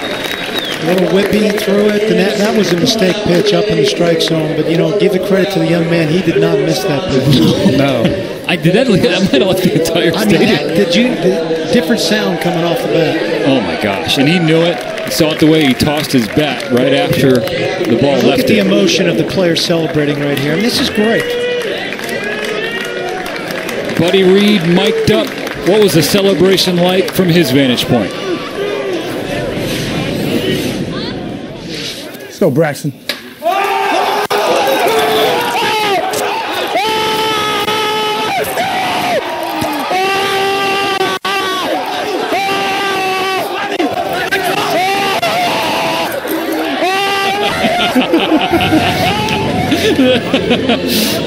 That's great. Is outstanding.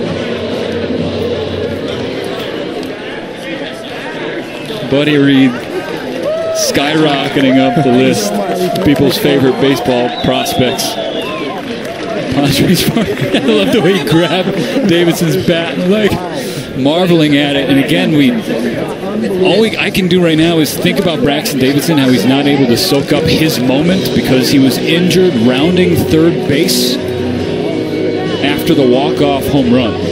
Immediately called for the dugout and the athletic training staff. They came out, carried him into the clubhouse. Gosh. All right, so let's put a bow on year 27 of the Arizona Fall League. Jim and Dan, you guys were here for all the broadcasts with Scotty. I'm just wondering, as you kind of wrap up your thoughts. Well, we saw the league MVP today, Keston Hiura, come through with a huge hit in the ninth inning, tied up. And then we saw the league's home run hitter, Braxton Davidson, absolutely crush the ball up onto I don't know if that's the picnic area, but it's about as long a home run as I've seen hit in the Fall League this season. Pretty fitting. For me, it's just watching this ceremony unfold before us, where Steve Cobb is walking off into the sunset from a marvelous career here. Just a really emotional thing for Steve and his lovely wife. And this is baseball at its best, when you have baseball people being able to be honored this way. He certainly left his mark and a tremendous impact on the game with his 26 years as director of the Arizona Fall League. So we salute Steve Cobb, and we salute the Peoria Javelinas and Salt River Rafters. They treated us to an extra inning affair with hardware on the line. And it was Peoria who came from behind, 2 in the ninth, and 1 moonshot in the 10th to win. On behalf of Dan O'Dowd, Jim Callis, and our entire crew, I'm Steven Nelson. Thank you for watching the Arizona Fall League Championship game on MLB Network. We now return you to our regular